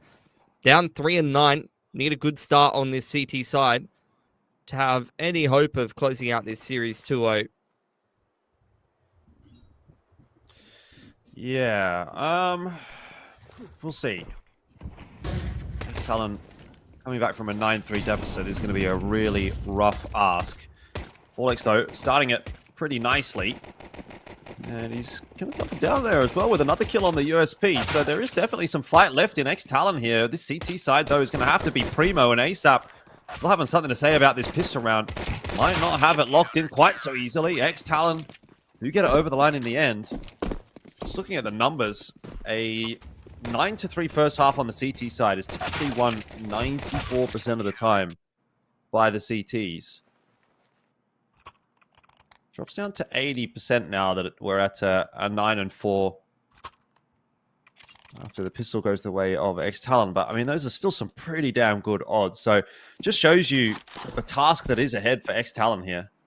Yeah, CT side comebacks have always just been felt impossible in every iteration of go into CS2 here. I'll tell you what, Sterling's been having a pretty solid game here, though. Or ex-TALON. He's probably been my standout on Dust 2 here. And if your AWPer is feeling himself, that's definitely going to increase your odds of getting a CT game 1. Because if you can just pull the AWP out, like, it's good for winning a couple of rounds with a multi-frag from Car or getting those opening picks and just giving you a 5-on-4 advantage. It's really, really going to help you out. Another one for Sterling. Building up that AWP fund a little bit. So he wants to try to keep himself alive here, hoping that he can get some assistance from, well, literally anybody. There's jumping MP9 shots coming through. The bomb plan still goes down for Rooster, so they have gotten something done, and Slimy down in CT spawn. Brace will be wondering, how did he get there? Good plan from Rooster. Yeah, something.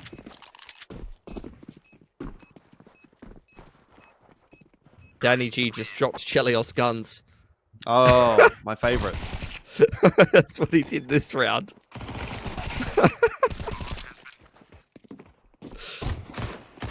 I was questioning why he'd been brought back into the roster, but it all makes sense now. No, I'm just kidding, guys. Chel's got no gun this round. There you go. It's fair. He's dropped. He's learnt about equality. He's growing as a person. You know, Danny G's given his a gun in the last round. He's given Danny G his AK. So it's not all one-way traffic anymore. That's good. That's a bit of character development, perhaps. On control established here for ex-TALON. Rooster will look to work the middle of the map, take some cat control. It's a bit of hands-off approach from ex-TALON. They're holding a lot of util here on the CT side. Oh, again, they're pretty aware that this will be a slower round out from Rooster. Yeah, that's what I was going to say. I think 90% of the rounds on the T side in this game have been a slow round.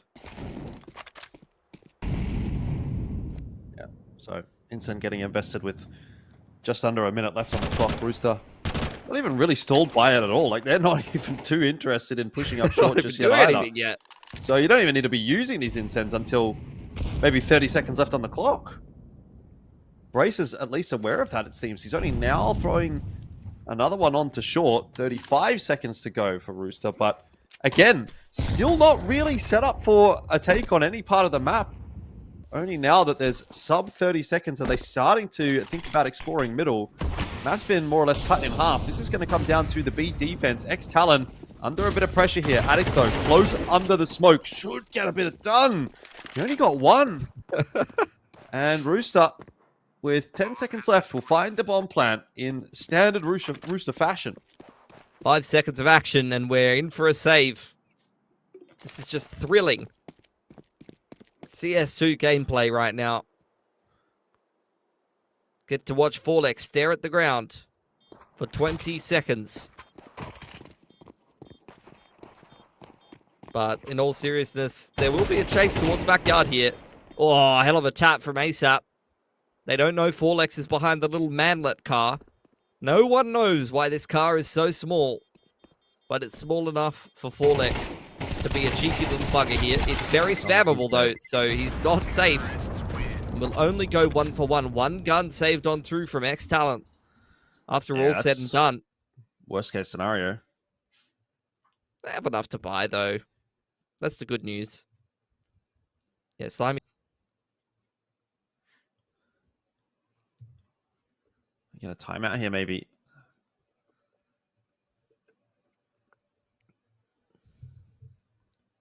Brace. Throw on a few words out. Undoubtedly brought into this ex-TALON roster to lend his IGLing. Mm-hmm. Sure he got the vouch from Addict and Hazard. Which makes sense. I mean, you chuck Brace in instead of Azza in the old ex-TALON roster. I mean, Brace is... It's basically the same thing. Azza's won a major. Brace is amazing. Sure. Sorry, not won a major. Got in the grand final of a major. This wasn't in the grand final of a major. Grand final? Or are they top four? Top four. Why am I tripping so hard today? What's my problem? Well, that's what casting 4 best of 3s of Counter-Strike a day is going to do to a man. Just lose your senses a little bit.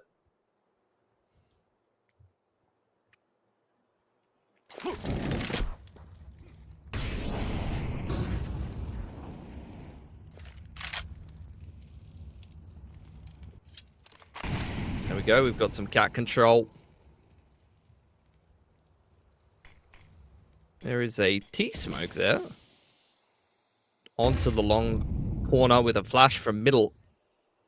So Util coming out from Danny G to try to help Rooster take long late into the round. Forlex under a little bit of pressure, but easily deals with it. Addict's going to back him up as well, and that was just very disjointed from Rooster. Yeah, but the round's not yet over, to be honest. A B hold still for these 2 guys against 3 players could go wrong. All it takes is 1 good kill or a couple of good kills, and all of a sudden the B side is taken. I mean, that's the danger of just completely giving up mid that, honestly, we didn't really see ex-TALON, I think, exploit against Rooster, but seems like Rooster is very much taking advantage of that against ex-TALON. You don't have that sort of third swing player that can come across and help out, or maybe get a 1 for 1 in mid or something like that, get the early info. And the B players are just so isolated. Retake attempt coming through here from ex-TALON. Second flash over the top as Addict will lead the charge in through window. Forlex winning his duel through the doors, but it's all down to Sterling, and he'll be traded down effectively by Danny G. I think this map is over, man. I'm willing to agree with you. Money's broken here on the CT side for ex-TALON. Committing to that retake has completely bankrupted them. They were 5-on-3 at some point in that round. And they survived with 0 players. Tack timeout going to come out for ex-TALON here. The purchase is not going to be looking too inspiring. But if they can cobble together a decent enough buy and design a setup, they can make it work. With only 1 player surviving for Rooster, their money is a little shakier. They could definitely chip in a couple of rounds here on CT, but you know, this round, it's not going to win them the game by any stretch of the imagination. They've just dug themselves too big of a hole in the first half, unfortunately. Mm.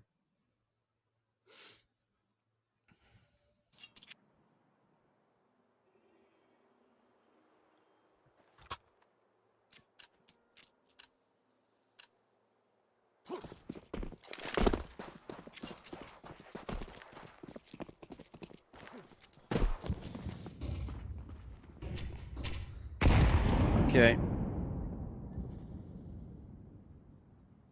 Back into yet another round, but ex-TALON are just looking kind of doomed here on Dust 2. This map pick has really blown up in their face. Ace up. Grabbing himself 1. And a second. So it's a bit of an anticlimax of a map, really. It has to be said. Yeah, I mean, Rooster just picking apart ex-TALON on every single angle. X, the only one with a rifle, gets involved in the round way too late to get anything done here. He's throwing a T-smoke to maybe execute an empty sight. That's a nice shot onto Chelios. A 1v5 here would be hilarious. He's going to pick up the orb.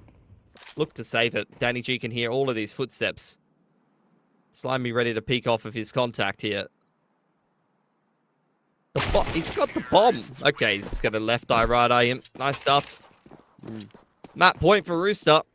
And we're going most likely to Inferno to decide who's going to have another crack at SemperFi, or even a crack at SemperFi.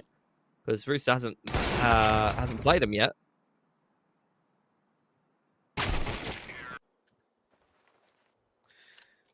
Yeah, let this map be over, please. I don't think anyone's enjoying this.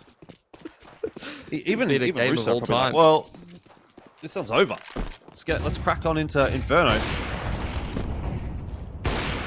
Shell. Couple of shots out of the doors there with the orb. Not going to find anything. Does spot out quite a bit of the progress, though, down long from ex-TALON. And that's going to inform the decisions here of Rooster, who, frankly, could go pretty quickly through the middle of the map. That they would see 2 or 3 players on long. They know that mid should be left open. ASAP's already out.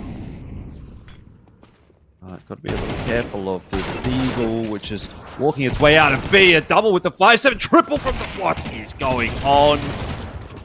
Shell's going to be run down. And Danny G to try to clutch it out now for Rooster. Yeah, that I thought we had disconnected and we were about to go into an ensuing tech pause. But not to be. He will pick Addict there. Smoke is going to obscure some vision into middle and maybe a cross up onto Cap, but the bomb is safe in the hands of the CTs here, so they have really no incentive to push anywhere or worry about too much of anything. And Danny G is save him back. Hey, nice force buy from ex-TALON. Look at that mid-crunch.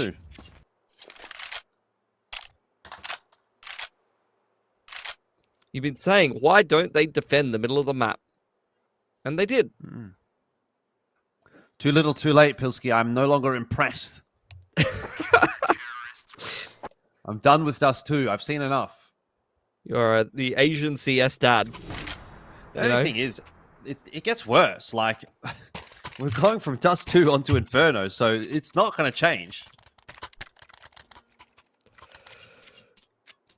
I don't think it's a map problem, Jordan.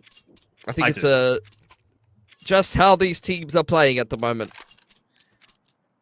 Yeah, but we could remove Inferno just to be sure. Yeah. Would anybody be against that?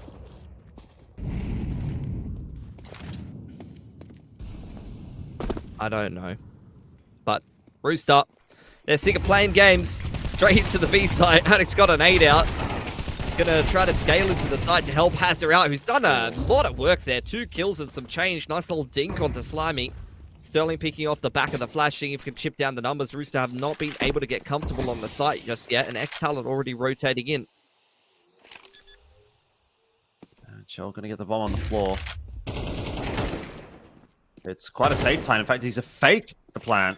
And that has drawn out a peak. So advantage now to Rooster, and ex-TALON have the difficult job of retaking this B site with no util at all. They're just going to have to dry push their way in. They don't have any flashes.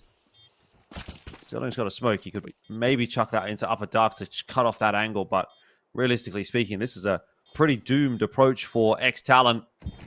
Smoke's going to go into car instead. It prompts out one of the peaks, but Chill and Slimy have a nice crossfire set up. The trade is in. Well done from Slimy. The map is over, and we are going to Inferno.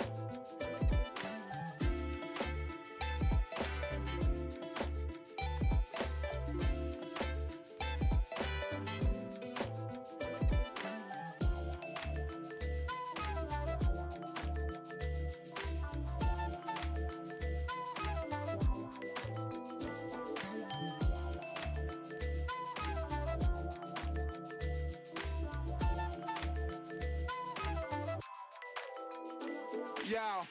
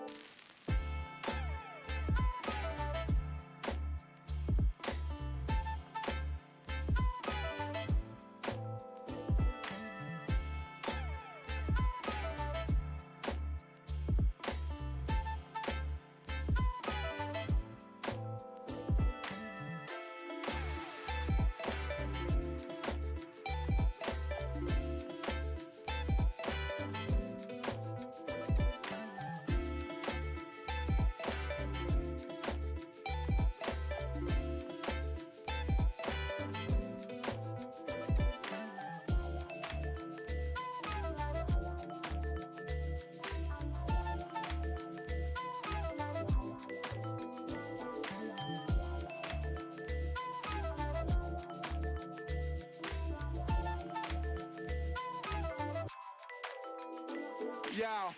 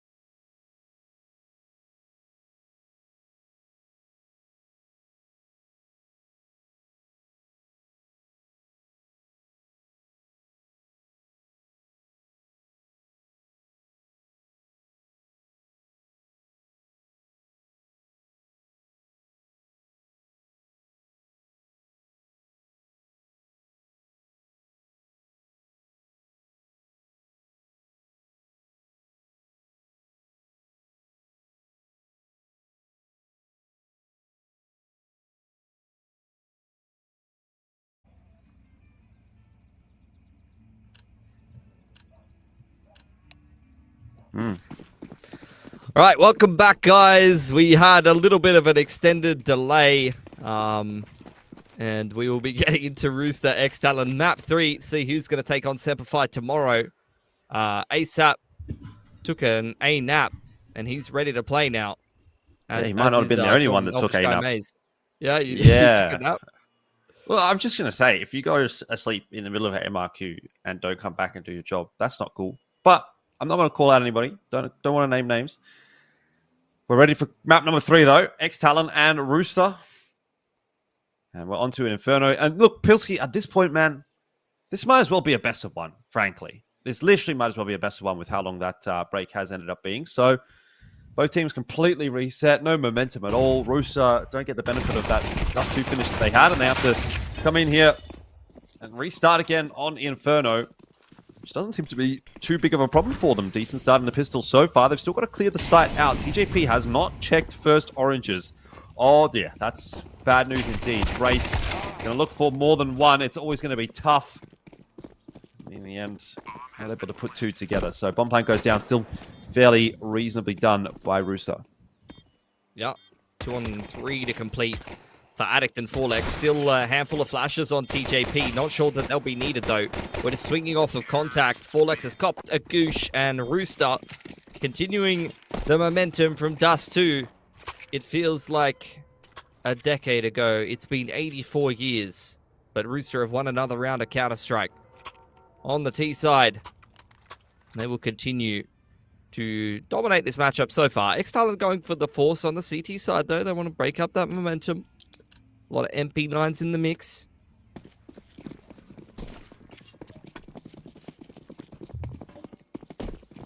Yeah, fair enough. It's the expected purchase in a round like this.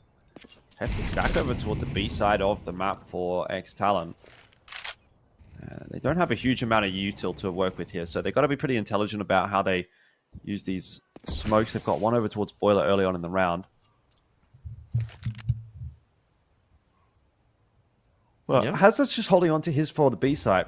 They're going to actually go exploring Banana. A little bit of a contact play. There was a flash through, but ex-TALON not really doing too much to try and take that Nana control beyond throwing bodies in that direction. Still holding on to a couple of smokes here on the side of ex-TALON. One of them over towards the A side of the map, just deployed on Bracket. And one towards B here. ex-TALON not feeling the need to burn through that utility until someone actually comes and contests sandbags or half wall. Which is not what Rooster are interested in doing. They've got still a couple of Mac 10s, plenty of utility. They're just going to execute A into Sterling, and he's all on his own. Yeah, it's a tough ask. 5-7, though, you might be able to find yourself a nice little pap. Or not. Rooster pretty locked in here on the Inferno T side so far. It's an instant save call for ex-TALON as I try to get my vocal cords working again. I'm going to do some vocal warm-ups.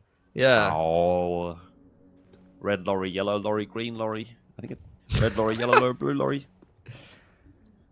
Get the tongue twisters out, mate. She sells seashells by the seashore. Flash into Church here. And ASAP going to put down whoever that was with the Russian name. Forlex going down as well. Brace. 1 on 5. I believed, Jordan. Well, I'm glad somebody did. It's a nice chase, though, from Rooster. Bit of extra cash money in the back pocket for them off of the kills, particularly the ones going on to the Mac 10s. And also, obviously, just making this next round a little bit more comfortable.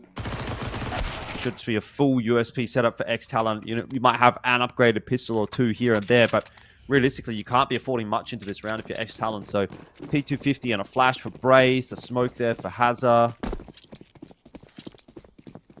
What is that for Addict? That's not a Deagle, is it? It's a dually. It's a dually? It's a dually, and a Deagle my man. for Forlex. I don't like the like when the HUD changes the gun icon compared to the default one from the game. It always confuses. Like the Galil and the AK. I mean, I haven't done it. My missus keeps reminding me. She's like, it's free. I haven't done it either. I need to. Actually do, unironically. You do. If you think that the Galil and the AK look No, the I same, don't. I you've got don't. problems. No, it's just that like when you see them in isolation, it's like you look at that and go, that could be an AK. You look at the Galil and tell me that couldn't just be an AK icon. It definitely could not. You're trolling. I'm You're not actually trolling you. You're trolling. They're literally the exact same model, apart from a tiny little bit at the top. Not even close, mate. They are. What are you saying? I just don't agree. Okay, and why is the dualies a single gun then? It's a dualie. It's one Dualies singular nuts. duel. Dualies, one singular duel. He's bought one of the two. Yeah. You got That's a all I'm saying. discount. 50% The icons off, don't mate. make sense. You went for my dualies nuts. No, don't be doing that. Sorry. Class. Nice double dink from Sterling. Ex-TALON. This will go down as one of the rounds of all time. Yeah. 4x with the Galil. Any more exits on the cards? Danny G gonna throw a smoke at him. Unbelievable scenes. Oh my god, dink onto Chelios. He might go down to the bomb. He's not gonna be able to make it out. Oh, 4x. Beautiful exits. ASAP as well. This is unreal scenes here. Can he get the AK? Where is it? Where's it Where gone? is it? It's gone. Because he couldn't tell the difference. He probably thought he was holding the AK. He couldn't tell the exactly. difference between the AK and the Galil on the HUD. That's fact. All right, back into the gun rounds. Lock in Jordan Mays. Jordan middle name Mays. I don't remember what it is. David. David. Oh, sorry I asked. Quick banana take. Coming out here for Rooster. Forcing the CTs back on into the site. ASAP going to get boosted up to Bell. Sterling on the AWP line here. A little bit of an anti-flash setup. Hand in hand with Hazard. You can see ex-TALON holding a lot of utility in towards the mid to late round. Shell's got the AWP out on T side straight away here.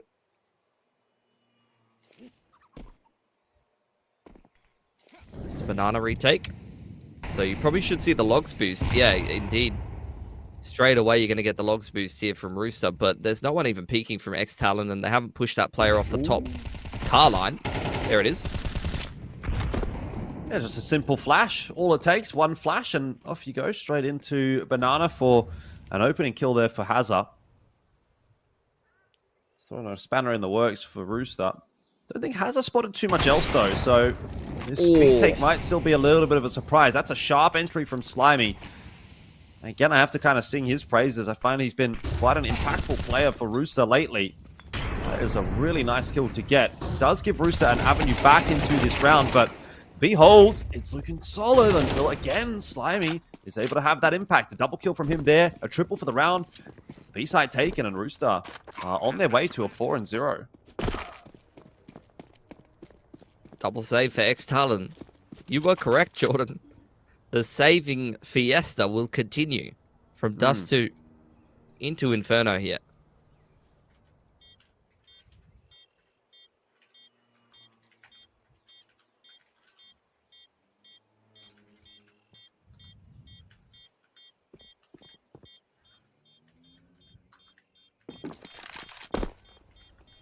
Addict playing for some in front of him, but he's just going to have to turn around and respect that banana control. A little bit of damage done to ASAP. I think maybe with the HE nade is enough to actually get him killed there, so nicely done. Yes, this is great news. Oh dear.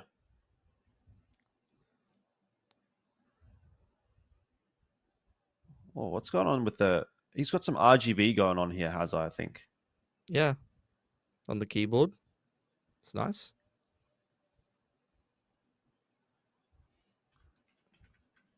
Sterling can definitely win a white t-shirt contest today. Wet t-shirt, I should say. This must be the uniform. We're all just wearing white tees. I don't know if I'd ever be wearing a white tee to game day, you know? Because you got to, like, rush to eat. All it takes is one slip-up. That's the end of that.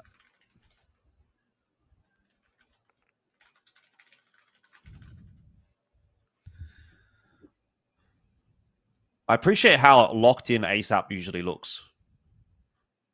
Don't you reckon? Everyone else is sometimes a little bit chill, you know? Like even here you can see Sterling's just... He's relaxed. A couple of the other lads. Same kind of vibes, but ASAP always looks pretty locked in. To be fair, actually, Danny G also does as well. Maybe it's just the camera angle. But locked in and ready to go is Rooster, apparently, here on Inferno. 4-0 start.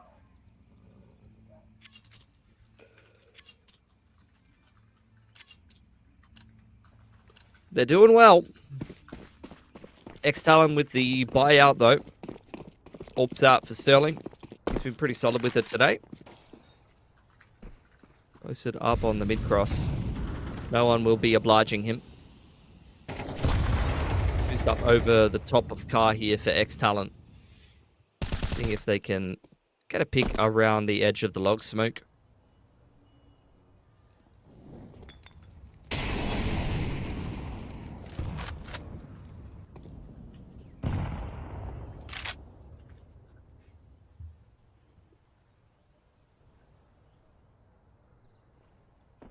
Also, again, a pretty reserved approach from Rooster, but some of that util going to start to go flying over into brackets. It's a huge bracket setup here from ex-TALON. Honestly, this would be the wrong call from Rooster to go A. We've got huge numbers to get past. Well, it's not the wrong call per se, but they have to make sure that they've got this brackets take on lock if they're going to go in. Yeah, I think it's 3 players here with a new box set up on B. Yeah. Smoke. Also, that's just a formidable hold from bracket. They're going back to B. This is probably the slowest game I've ever seen from these two teams. And I've seen them play each other a lot. I have never seen them play this slow. Rooster just creeping up into the B site. Still a molly here for Hazard. 20 seconds on the clock here. Well, high pressure game. Hazard going to go down and grab that opening kill, but will fall to Slimy, who again has been the entry fragger for Rooster today. That's a really nice double from Brace. The flash was obviously brilliant as a setup from Forlex. And Rooster will drop the round. I mean, I just don't really know what that round was. They just kind of walked around the map until 20 seconds on the clock, and then they tried to go B. And they just get dismantled by a nicely placed molly and a beautiful flash up over the top of New Box. Timeout here for ex-TALON. Yeah, I wonder why that is. It's a reset round. Like, they just bankrupted Rooster. So this is a pretty important round for both teams. So you want to take a little bit of extra time to discuss it. Has anyone told ASAP that there is a wireless version of that mouse? Is he playing with a wide mouse? Yeah, he's playing with, like, I think that's an EC2. Is that, like, he's probably, like, what would you say? He's like 6 to 7 years behind the mouse meta right now. Maybe more. But he's a fragger, so I'm not going to question it. He's sharp as hell. I mean, maybe he's charging his mouse. What about that? Could be. I mean, the wireless version, and he just needs to charge it. Could have there run was out a of pretty battery big break. given how long this series has taken. Yeah, exactly. TGP down early on in this round, and ex-TALON look like they want to work their way into brackets here, which is something what Sterling is waiting for. He's just posted on that line. No util to try to push him off of it. Just a dry peek from Rooster, and it's obviously not going to work against someone like Sterling. He's usually very reliable on those kinds come through.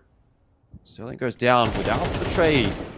But Forlex also set up in library, so everything is working in unison for ex-TALON right now.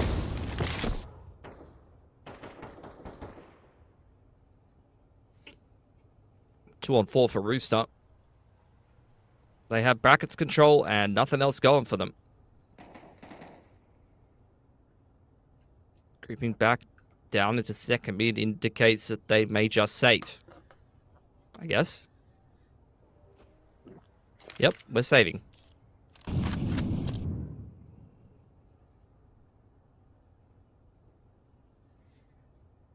What kind of cereal did you have for breakfast? Wheat Bix. Wheat Bix? Solid. How many? Yep. 5. 5! Holy shit! And a banana. You're huge! I am kind of, yeah. I haven't really been taking care of myself over the last couple of days, though. I haven't been eating as well as I should be. You deserve those 5 Wheat Bix. I do, bro. I deserve a whole box of Wheat Bix. Just pour the milk into the cardboard box at this point.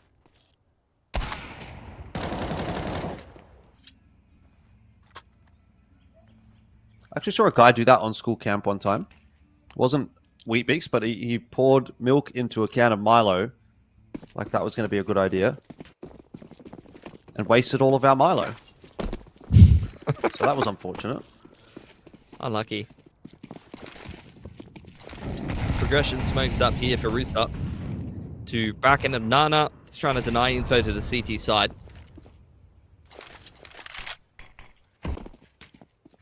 I mean, you could just see ex-TALON quite happy to just play hands off on the map. They are finding a pretty easy time, like stopping Rooster as they try to commit into these sites.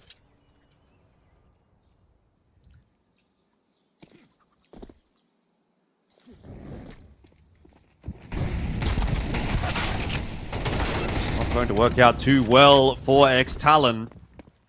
Util comes through just a little bit too late, and the entries with the 5.7s. The Tech 9s even. God, I'm getting cooked at this point. The Tech 9s, just a little bit too clean. So Rooster able to wrestle control of that round away. It's not, look, it's not the end of the world for ex-TALON, but just starting to kind of bleed out a little too much.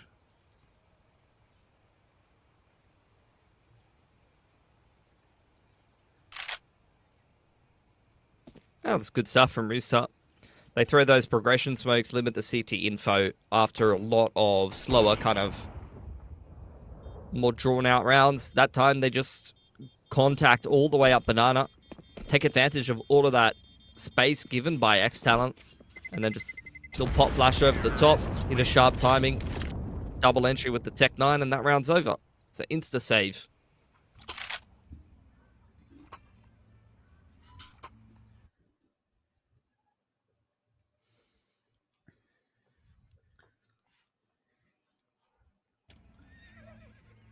Ex-TALON facing elimination from the MRQ. Of course, remember, this is a lower bracket game, so you drop this one, you're done. And how the mighty would have fallen. Ex-TALON, obviously, formerly TALON, did compete at the last RMR and do a too shabby job against the teams from Asia and obviously FlyQuest as well. But if they got knocked out in 4th place in the Oceania MRQ, I think that would be considered a bit of a disappointing result. In fairness, for all teams, there's no team in this 4-team qual that would really obviously be the 4th seed, if that makes sense. Yeah. So anyone that goes into that 4th place would feel pretty aggrieved about the result. So basing again for Rooster here. Chelios flashed over onto that bracket line. Rooster just continue to really just work the map.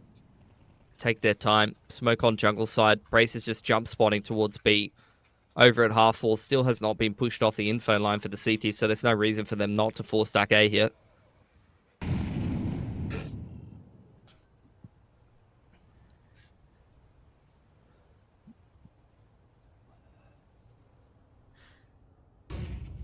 Stilling, waiting patiently. Might be getting something if ASAP tries to work his way out of Boiler here. We'll take a little bit of a flick. Instead, he's going to change up his angle And the push will come through ASAP. Not banking on the fact that Sterling was watching that angle. Bomb has been dropped over towards top mid in brackets, and I think Rooster might have just timed themselves out of this round a little bit. All it's going to take here is Hazard on the cross or Folex. That's the round done.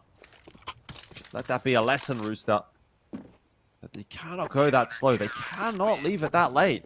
They keep doing it. They've been doing it every round. I actually don't know what's going on right now. They're just walking around the map every round for like a minute.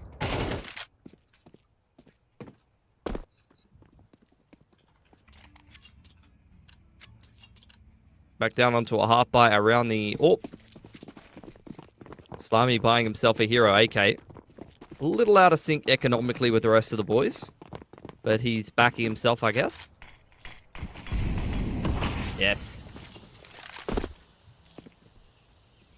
Big mini-map. Can really get in-depth. Jordan could give us a tactical breakdown of what's going on. Well, you see, Rooster have set up in middle and in apartments. And what they're going to do is they're just going to...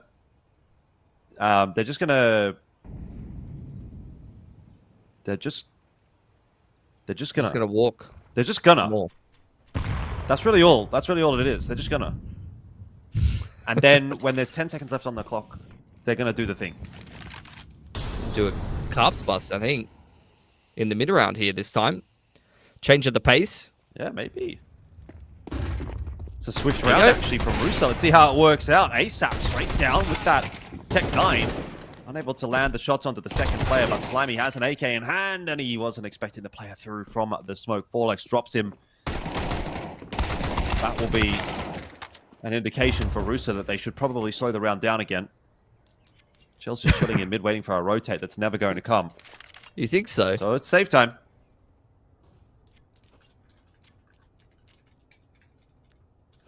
Okay. He's on his bike. That's the good news.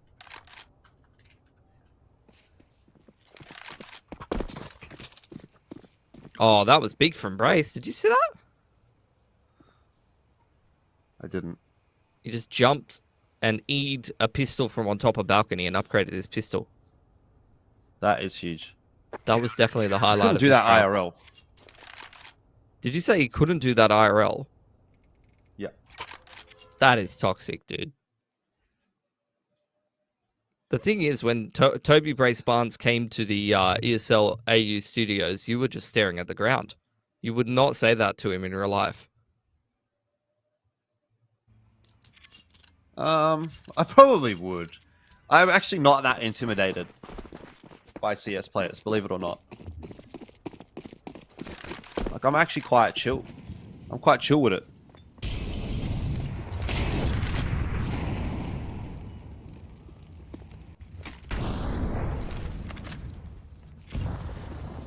Alright, 5-4 the score. And Rooster set themselves up in banana, in brackets. Actually, I don't mind this from Rooster so far. A little bit of a faster play. They take that brackets control early on in the piece. They're going to start to work their way into Arch. And this is a little bit more like it. This is kind of what you want to be seeing from Rooster.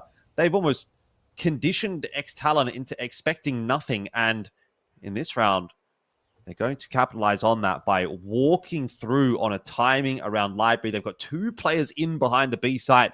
This is where it's fine for Rooster now. Slow things down. Let these players work in through CT spawn. And you'd expect probably 2 kills out of these guys at least, if not maybe all 3, as Rooster going to start to put some pressure in on Banana. They've gone too soon. No! In the one round where they needed to slow things down, they've gone too soon. This is just aced them. They didn't. Well, to be fair, Jordan, they weren't doing anything. Hazard just ran at them off the back of that flash from Goffins. I think they jump spotted in. I think they jump spotted on the half wall, which is what prompted the flash. Maybe, I don't know, but like, Hazard's just absolutely mauled them there. That is a hell of a round from him. Yeah. Rooster's money's broken now.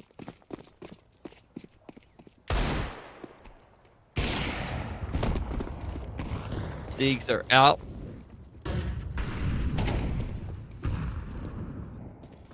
It's a nice Deagle. Little Blaze. Deagle Blaze with a Hellraiser sticker. Remember Hellraisers?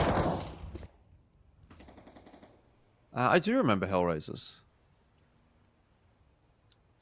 I don't really remember anything too special out of them, but I remember them. Yeah, they were a team. They were a team. Yeah, exactly.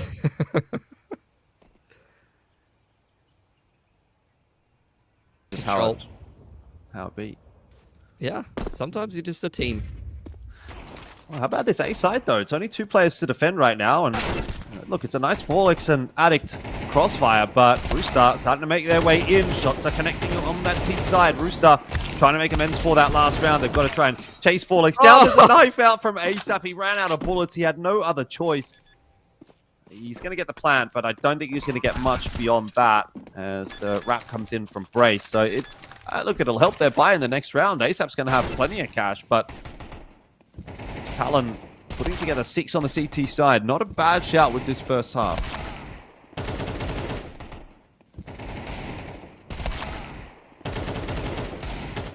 Been a really good recovery from ex-TALON. Lot of very solid multi-frags. Hazard and Forlex really just locking down each side of the map. They're kind of like 2v5ing Rooster in most of this map right now. Hazard's just anchoring B. Forlex, I believe, is like the dig or the pit player. Forlex in previous teams used to be a pit player. Yeah, I haven't watched too closely at what the roles are. In this team, it looks like Addict might be in pit a little bit more. Yeah, that's true. Maybe Forlex, he might be the dig player because he's like the third B man this round.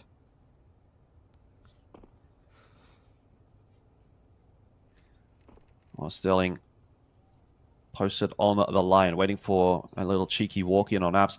Honestly, I feel like Sterling's almost the perfect player to play against Rooster, because all he wants to do is just sit on a line. He's not one of these like super aggressive AWPers. He just wants to sit on a line and get a kill. And there's one actually for Chell. It's Brace that just jiggle peeks the angle on B and he will pay with his life. So maybe that Sterling conversation is irrelevant now because the push is coming through onto the B-bomb site. It's just Hazard here to defend, and Hazard is apparently enough to 5-man against Rooster, but this time he's only going to get 1. Forlex also only 1.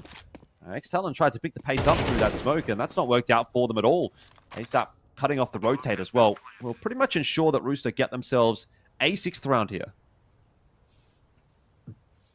Addict's completely out of position, has to take his time, as he is concerned about ASAP cutting him off on the lurk. Exactly what happens. 1-tap dirt nap from ASAP, and 6-6 at the half between ex-TALON and Rooster.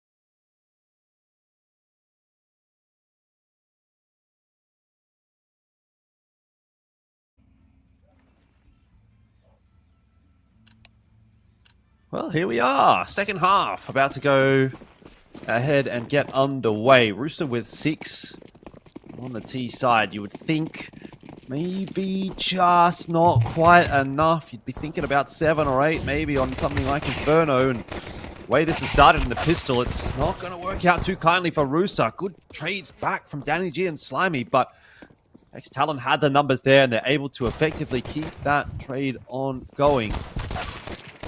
I'm going to show you this is not a replay. As Slimy is in now the 1-on-2. They know where he is. They should just be going B for the bomb plant. Slimy won't be able to beat them on the rotation. Forlex and Brace getting themselves into an after plant. It is a plant for construction here. Forlex going to play the close angle.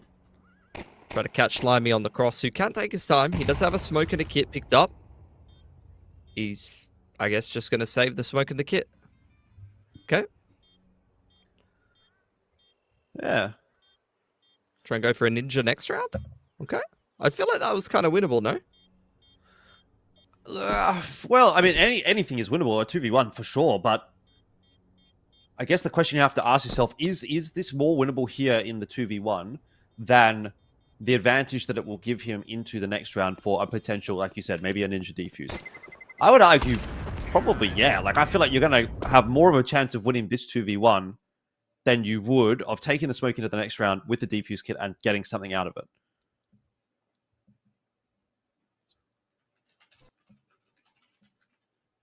I aren't think that. I think go for the 1-on-2. That's what I'm saying. Make a play that you could tell your grandkids about. You know? Yeah. They probably would understand as well. Zoomers these days, understand. they'll be picking up a bit of CS. Yeah. Yeah. Okay. Danny G's is breaking wine bottles. Just a bit of destruction. Yeah. What is going on right now? Okay, we're good. We're back. This could be just a straight up walk into B. Yeah, why not? You've never walked into B. Come on, man. Grow up. I have actually once or twice. I'm a bit of a cracked gamer on the B contact play. I'm not gonna lie. I believe it. You're pretty sharp. Because the thing is, I don't know what I'm doing. So if I don't know what I'm doing, then the CTs also don't know. And usually I'm able to get a kill. Nice, man. It's big for Some you. might call it an intuitive sense of timing. I just call it having no clue. Rooster going to stick around here, though, and see if they can take some exit frags. Doesn't look too likely at the moment. ex-TALON already setting themselves up for a banana exit. There's a flash into CT, which has caught Brace as he's trying to get on his way out. Oh, they're going for it. The ninja. There we go. He's There's on the it. defuse. He's actually got it. got Oh, it. no. What? Oh, my Hell. God. He is so smart. That is a play to tell your grandkids about. I take back everything I ever said. I will never speak again. Is that not a massive fumble, though, from ex-TALON? Like, how is he allowed to do that? Monumental fumble at the end of a 7-hour best of 3. You know that he saved the kit. Well, you don't know, I guess. I guess you don't know that he's got the kits. But, like, he saved. He must have saved for a reason, right? No, you think that he saved armor to be able to force. Like, you don't expect him to save the kit. That's actually... You reckon? Yeah, for sure. You would. People never save kit smoke. They always save armor so that they can... Slimy like... just did. Never say never. By the way, guys, as we look at Danny G's cam here, if you want chocolate mousse, it's 2 for $3.95. So if anyone's interested, just let Danny G know on Twitter. Okay? It's a pretty good price, actually. That was 5 players alive for ex-TALON as well, by the way. Just absolutely unreasonable. That should just never happen. And I'm just... I can't even speak. I can't even speak. If I speak, I'm in big trouble. So I'm not going to say anything. Okay, no worries. I got you. ex-TALON. Trying to turn around their fortunes after how the end of that round went. Going to be a group up towards this A side of the map. Chelios on the line, though, able to get a pick before things can really get rolling. The smoke is still up inside of Apps, but they will continue to crab walk. No one will slow them down. That nade, mate. It's going to hurt a little bit. That's a nice entry from Forlex. Needed something to bring it back to at least a 4-on-4, but there are still some numbers on this bomb site. Chell trying to hold on as Malvin's smoked off. And will retreat behind the smoke to the relative safety as his teammates rotate across. And think about the retake here. Rooster, they've got themselves a bit of a cheeky round there thanks to Slimy and that defuse, but it will be all for naught if they still can't put together some gun rounds on this CT side. 3-on-3. But CT's not interested. So it will be a save. Chell sticking around, though. Wanting to get some exits as the T's make their way out of dig. And just as he gets off the line, someone actually did cross dig. So he's missed the boat there.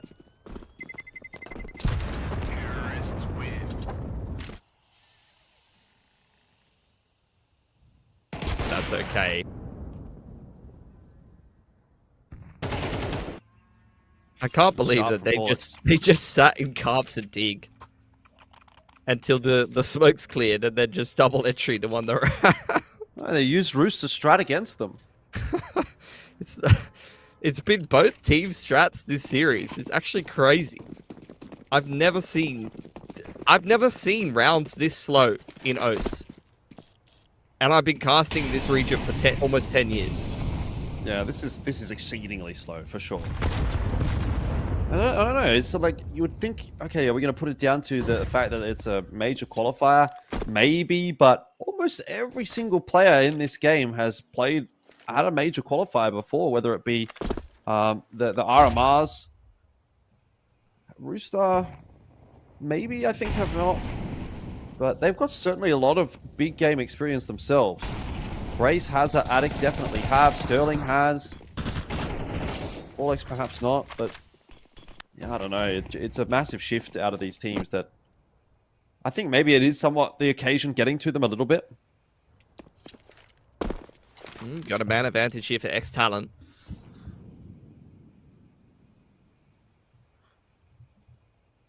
Still working the map, taking their time. Seeing if Rooster are going to make a mistake. Big stack towards A here. Rooster,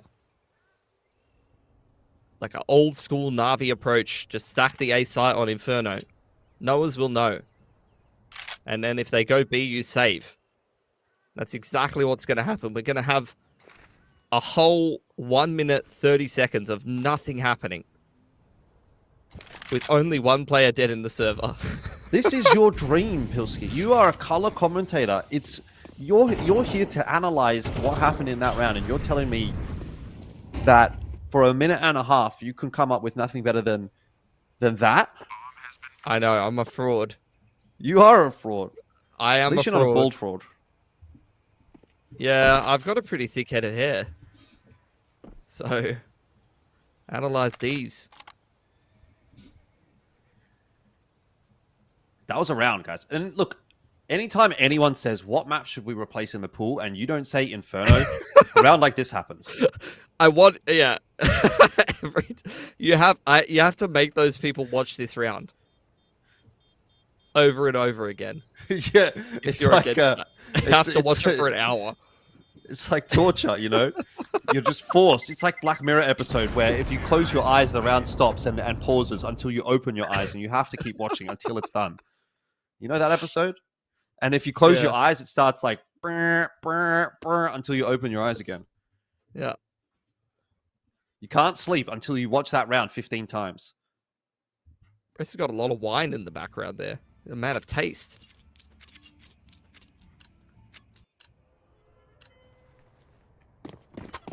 All right. Another round. Counter-Strike. Ex-TALON. What do they got for us this round? Lock in, Jordan. Gonna be a big banana contest. Util traded up, and I was seeing the pacing from Hazard there. I thought he was about to just send it. I got excited. but he's hiding in Olom. Okay, Gaza. Gaza, and Hazza. Australian goats. And Tazza. Yeah, Tazza. I remember. I was about to say Tazza. I can't believe you're so real for that one. Yeah. Just need Another one more opener. Azza name. Bazza. We need a Bazza. We do need a Brace Bazza. could re-alias to Bazza. Brace. Yeah. Brace is the least Bazza person I've ever seen. Yeah, right. I guess that's true. He is definitely a Toby. He is well named, that man. I'll give him He that. is well named. Well, the round slowed down, as you guys can see, I'm sure. Smoke at the half wall at Banana is keeping ex-TALON at bay, but they're not going to be waiting for too much longer. Once that smoke fades, I imagine there's just going to be a pop flashing here. Maybe not. It's going to be a contact play straight into the orb line. That's not ideal at all.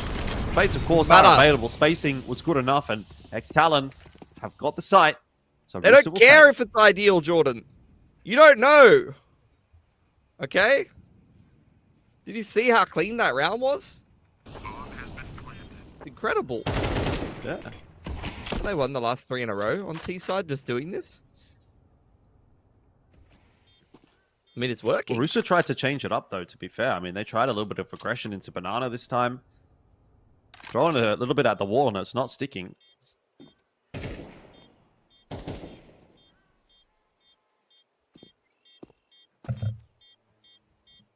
That's satisfying, though. Like, when you cook spaghetti and you throw it at the wall and it sticks, that is satisfying.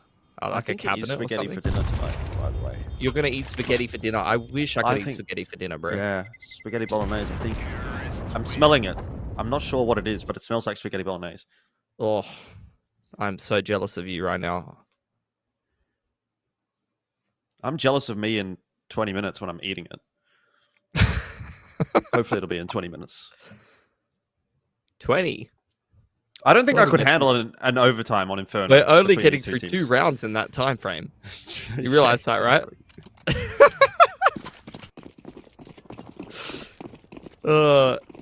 We got a half buy around the rifle here. And ex-TALON, they are on the verge of keeping themselves alive here in the MRQ. Aggression from Slimy. Straight down middle. Anti-flash from Forlex. He was so ready. He's been ready for that play for eons. You don't even understand. Multiple flashes thrown over second mid. He's never been blind once in his life. Except for in his player photo. And when he turns on all of the strobe lights in his room. Yeah. We haven't been getting any strobe light shenanigans from Forlex. A little bit disappointing, actually. He'd probably been throwing them on, but the prod hasn't been switching to him because they don't know. They just don't know the memes. And that's okay. That is an ANZ Champs special. Shout out to ANZ Champs. Taken too soon. One time. Taken out back at 15 years old. Rip. This is kind of looking pretty doomed for Rooster, though, isn't it? Like, this CT side is kind of nothing. Like, there's nothing happening for Rooster apart from ex-TALON chooses one side of the map to go to, finds a couple of entries. When they did try to go... Oh, okay. Good. Oh, we'll give them an It's AK. info. Nice guy. It's all good. You have an AK. We have some info and the round. 11-7 will be the score. Everyone's happy.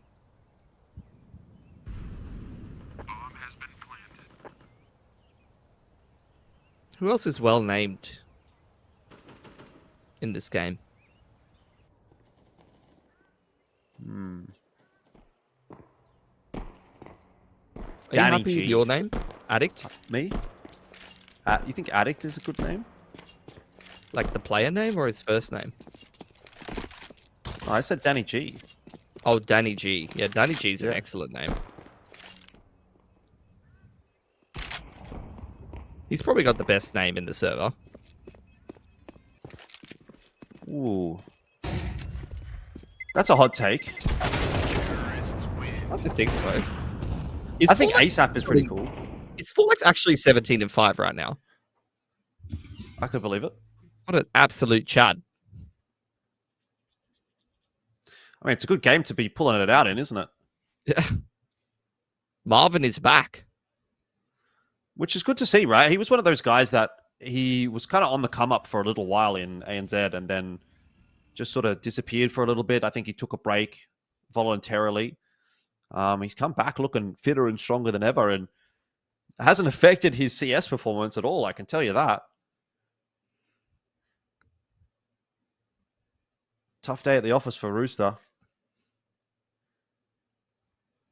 Still winnable for them, but they need to lock in, honestly. Like, there have just been way too many rounds where ex-TALON have basically just contacted into a site, got a couple of entries, and won the round. They've got so much money on the T side here, man. Dear God, this is an almost impossible task for Rooster to overcome. They're going to need such high level of consistency on this CT side. No orb on Chelios.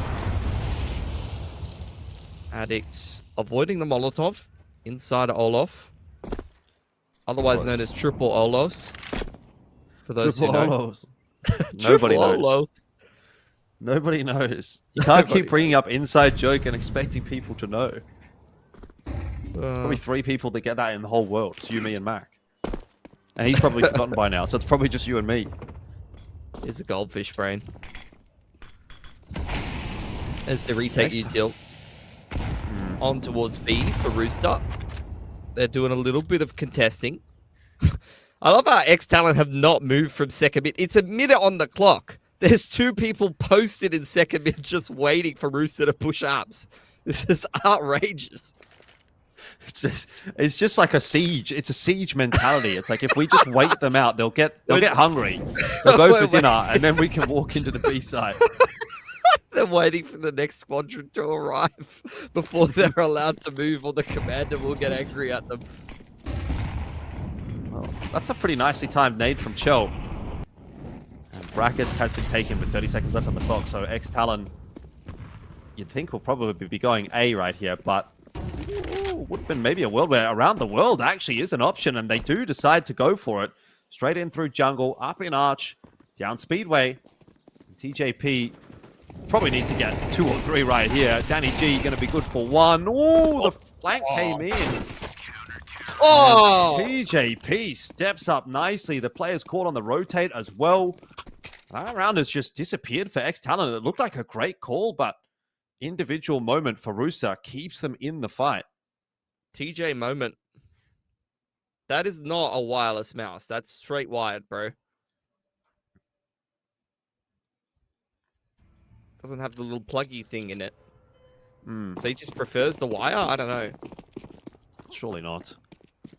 I think he might. Can't be true. Maybe he's just used to it. You can't. It's impossible to. Like, I understand. I understand, because I would have been one of those guys that was resistant to that as well. But then I got a wireless mouse. I was like, oh, yeah, this is better. Yeah.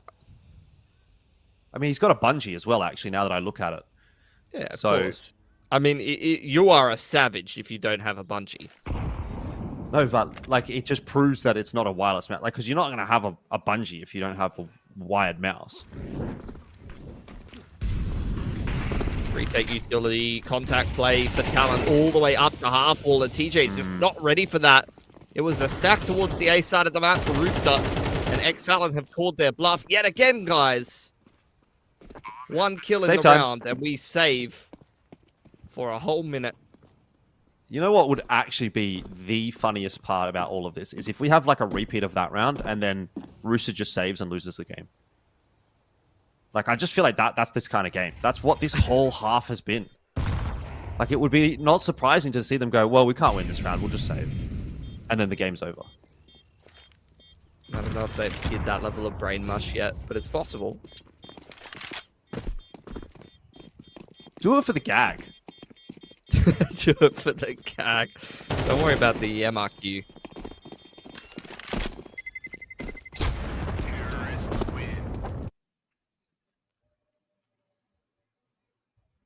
Bray's quite happy with how this T-side calling is going. 1 round away for ex-TALON to tee themselves up a game against SemperFi, which did not go well in the opening round of this tournament. 4 on the trot needed for Rooster. Orbs out for Chell.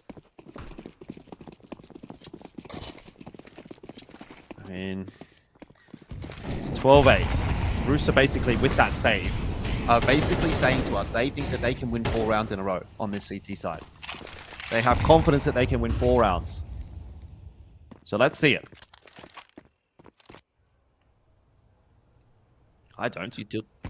You don't? Oh my god, you're a hater. I don't have confidence. Yeah. From Rooster here. Ex-TALON going for the boost up on logs. Oh, Addict's got his bell rung. Got nothing to do with that anymore. TJ has sent them away. Sent them to the ranch. And Chelios, with his little crook in hand, ready to accept them.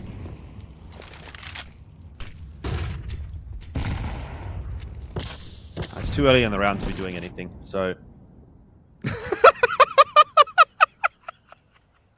Just give it a sec. B-side finished, though. Ooh, they're going to be stuck behind 30. this smoke. 30 on the clock. We're starting to get into the early round here. Set up that execute, set up that take for ex-TALON.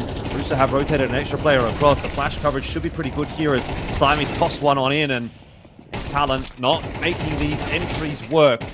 A decent setup from Rooster on that side, but ex-TALON do eventually bully their way in. They killed the 2 players at Oranges, and they've gotten the plant down. Chell is low.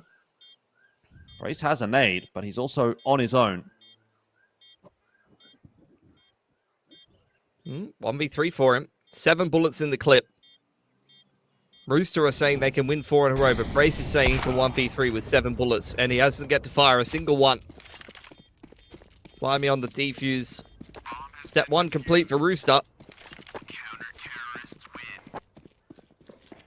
They can win 3 in a row. They could definitely win 3 in a row. Come on now. Yeah, maybe. Every round goes like that, for sure.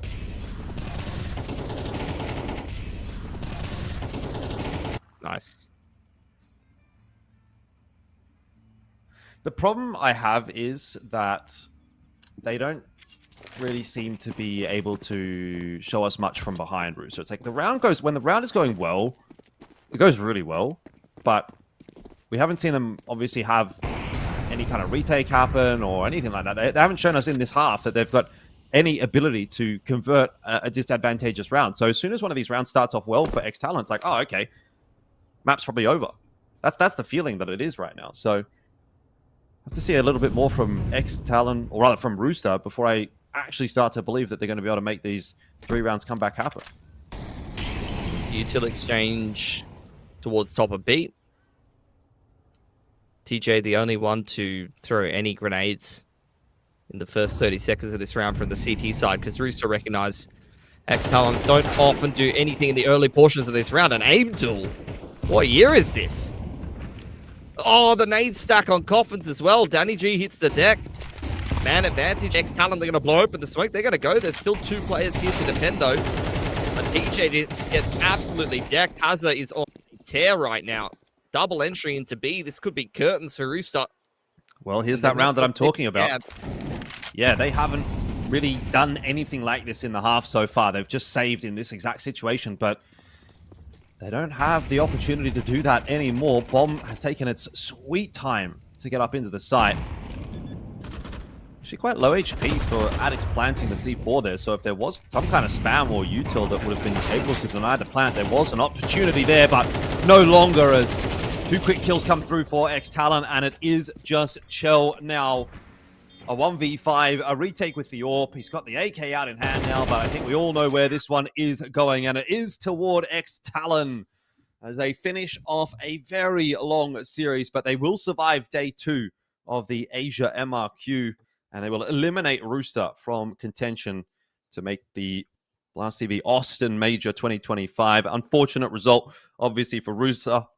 You can see they're disappointed, but at the end of the day, only one team can walk away the victors. Yeah, not what Rooster would have wanted. They are a team with great individuals, with some dangerous players, and arguably like some of the more talented players inside of Oceania, but just wasn't their tournament this time around, unfortunately. ex-TALON going to tee up a rematch with SemperFi, which did not go so well for them in the opening round of this tournament. Hopefully they've learned a few things from that and they're going to have another crack at them, because I do believe that's been a repeat match lately, recently, so they definitely don't want to lose to that SemperFi squad multiple times in a row.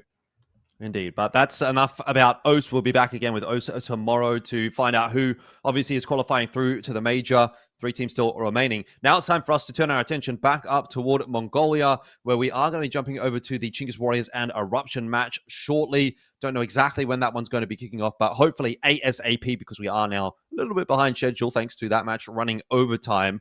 So we'll take a short break, guys, and then we'll be going into that upper bracket game. Chinggis Warriors, Eruption, both looked really, really good yesterday, so it should be an absolute cracker of a match. Hope to see you there.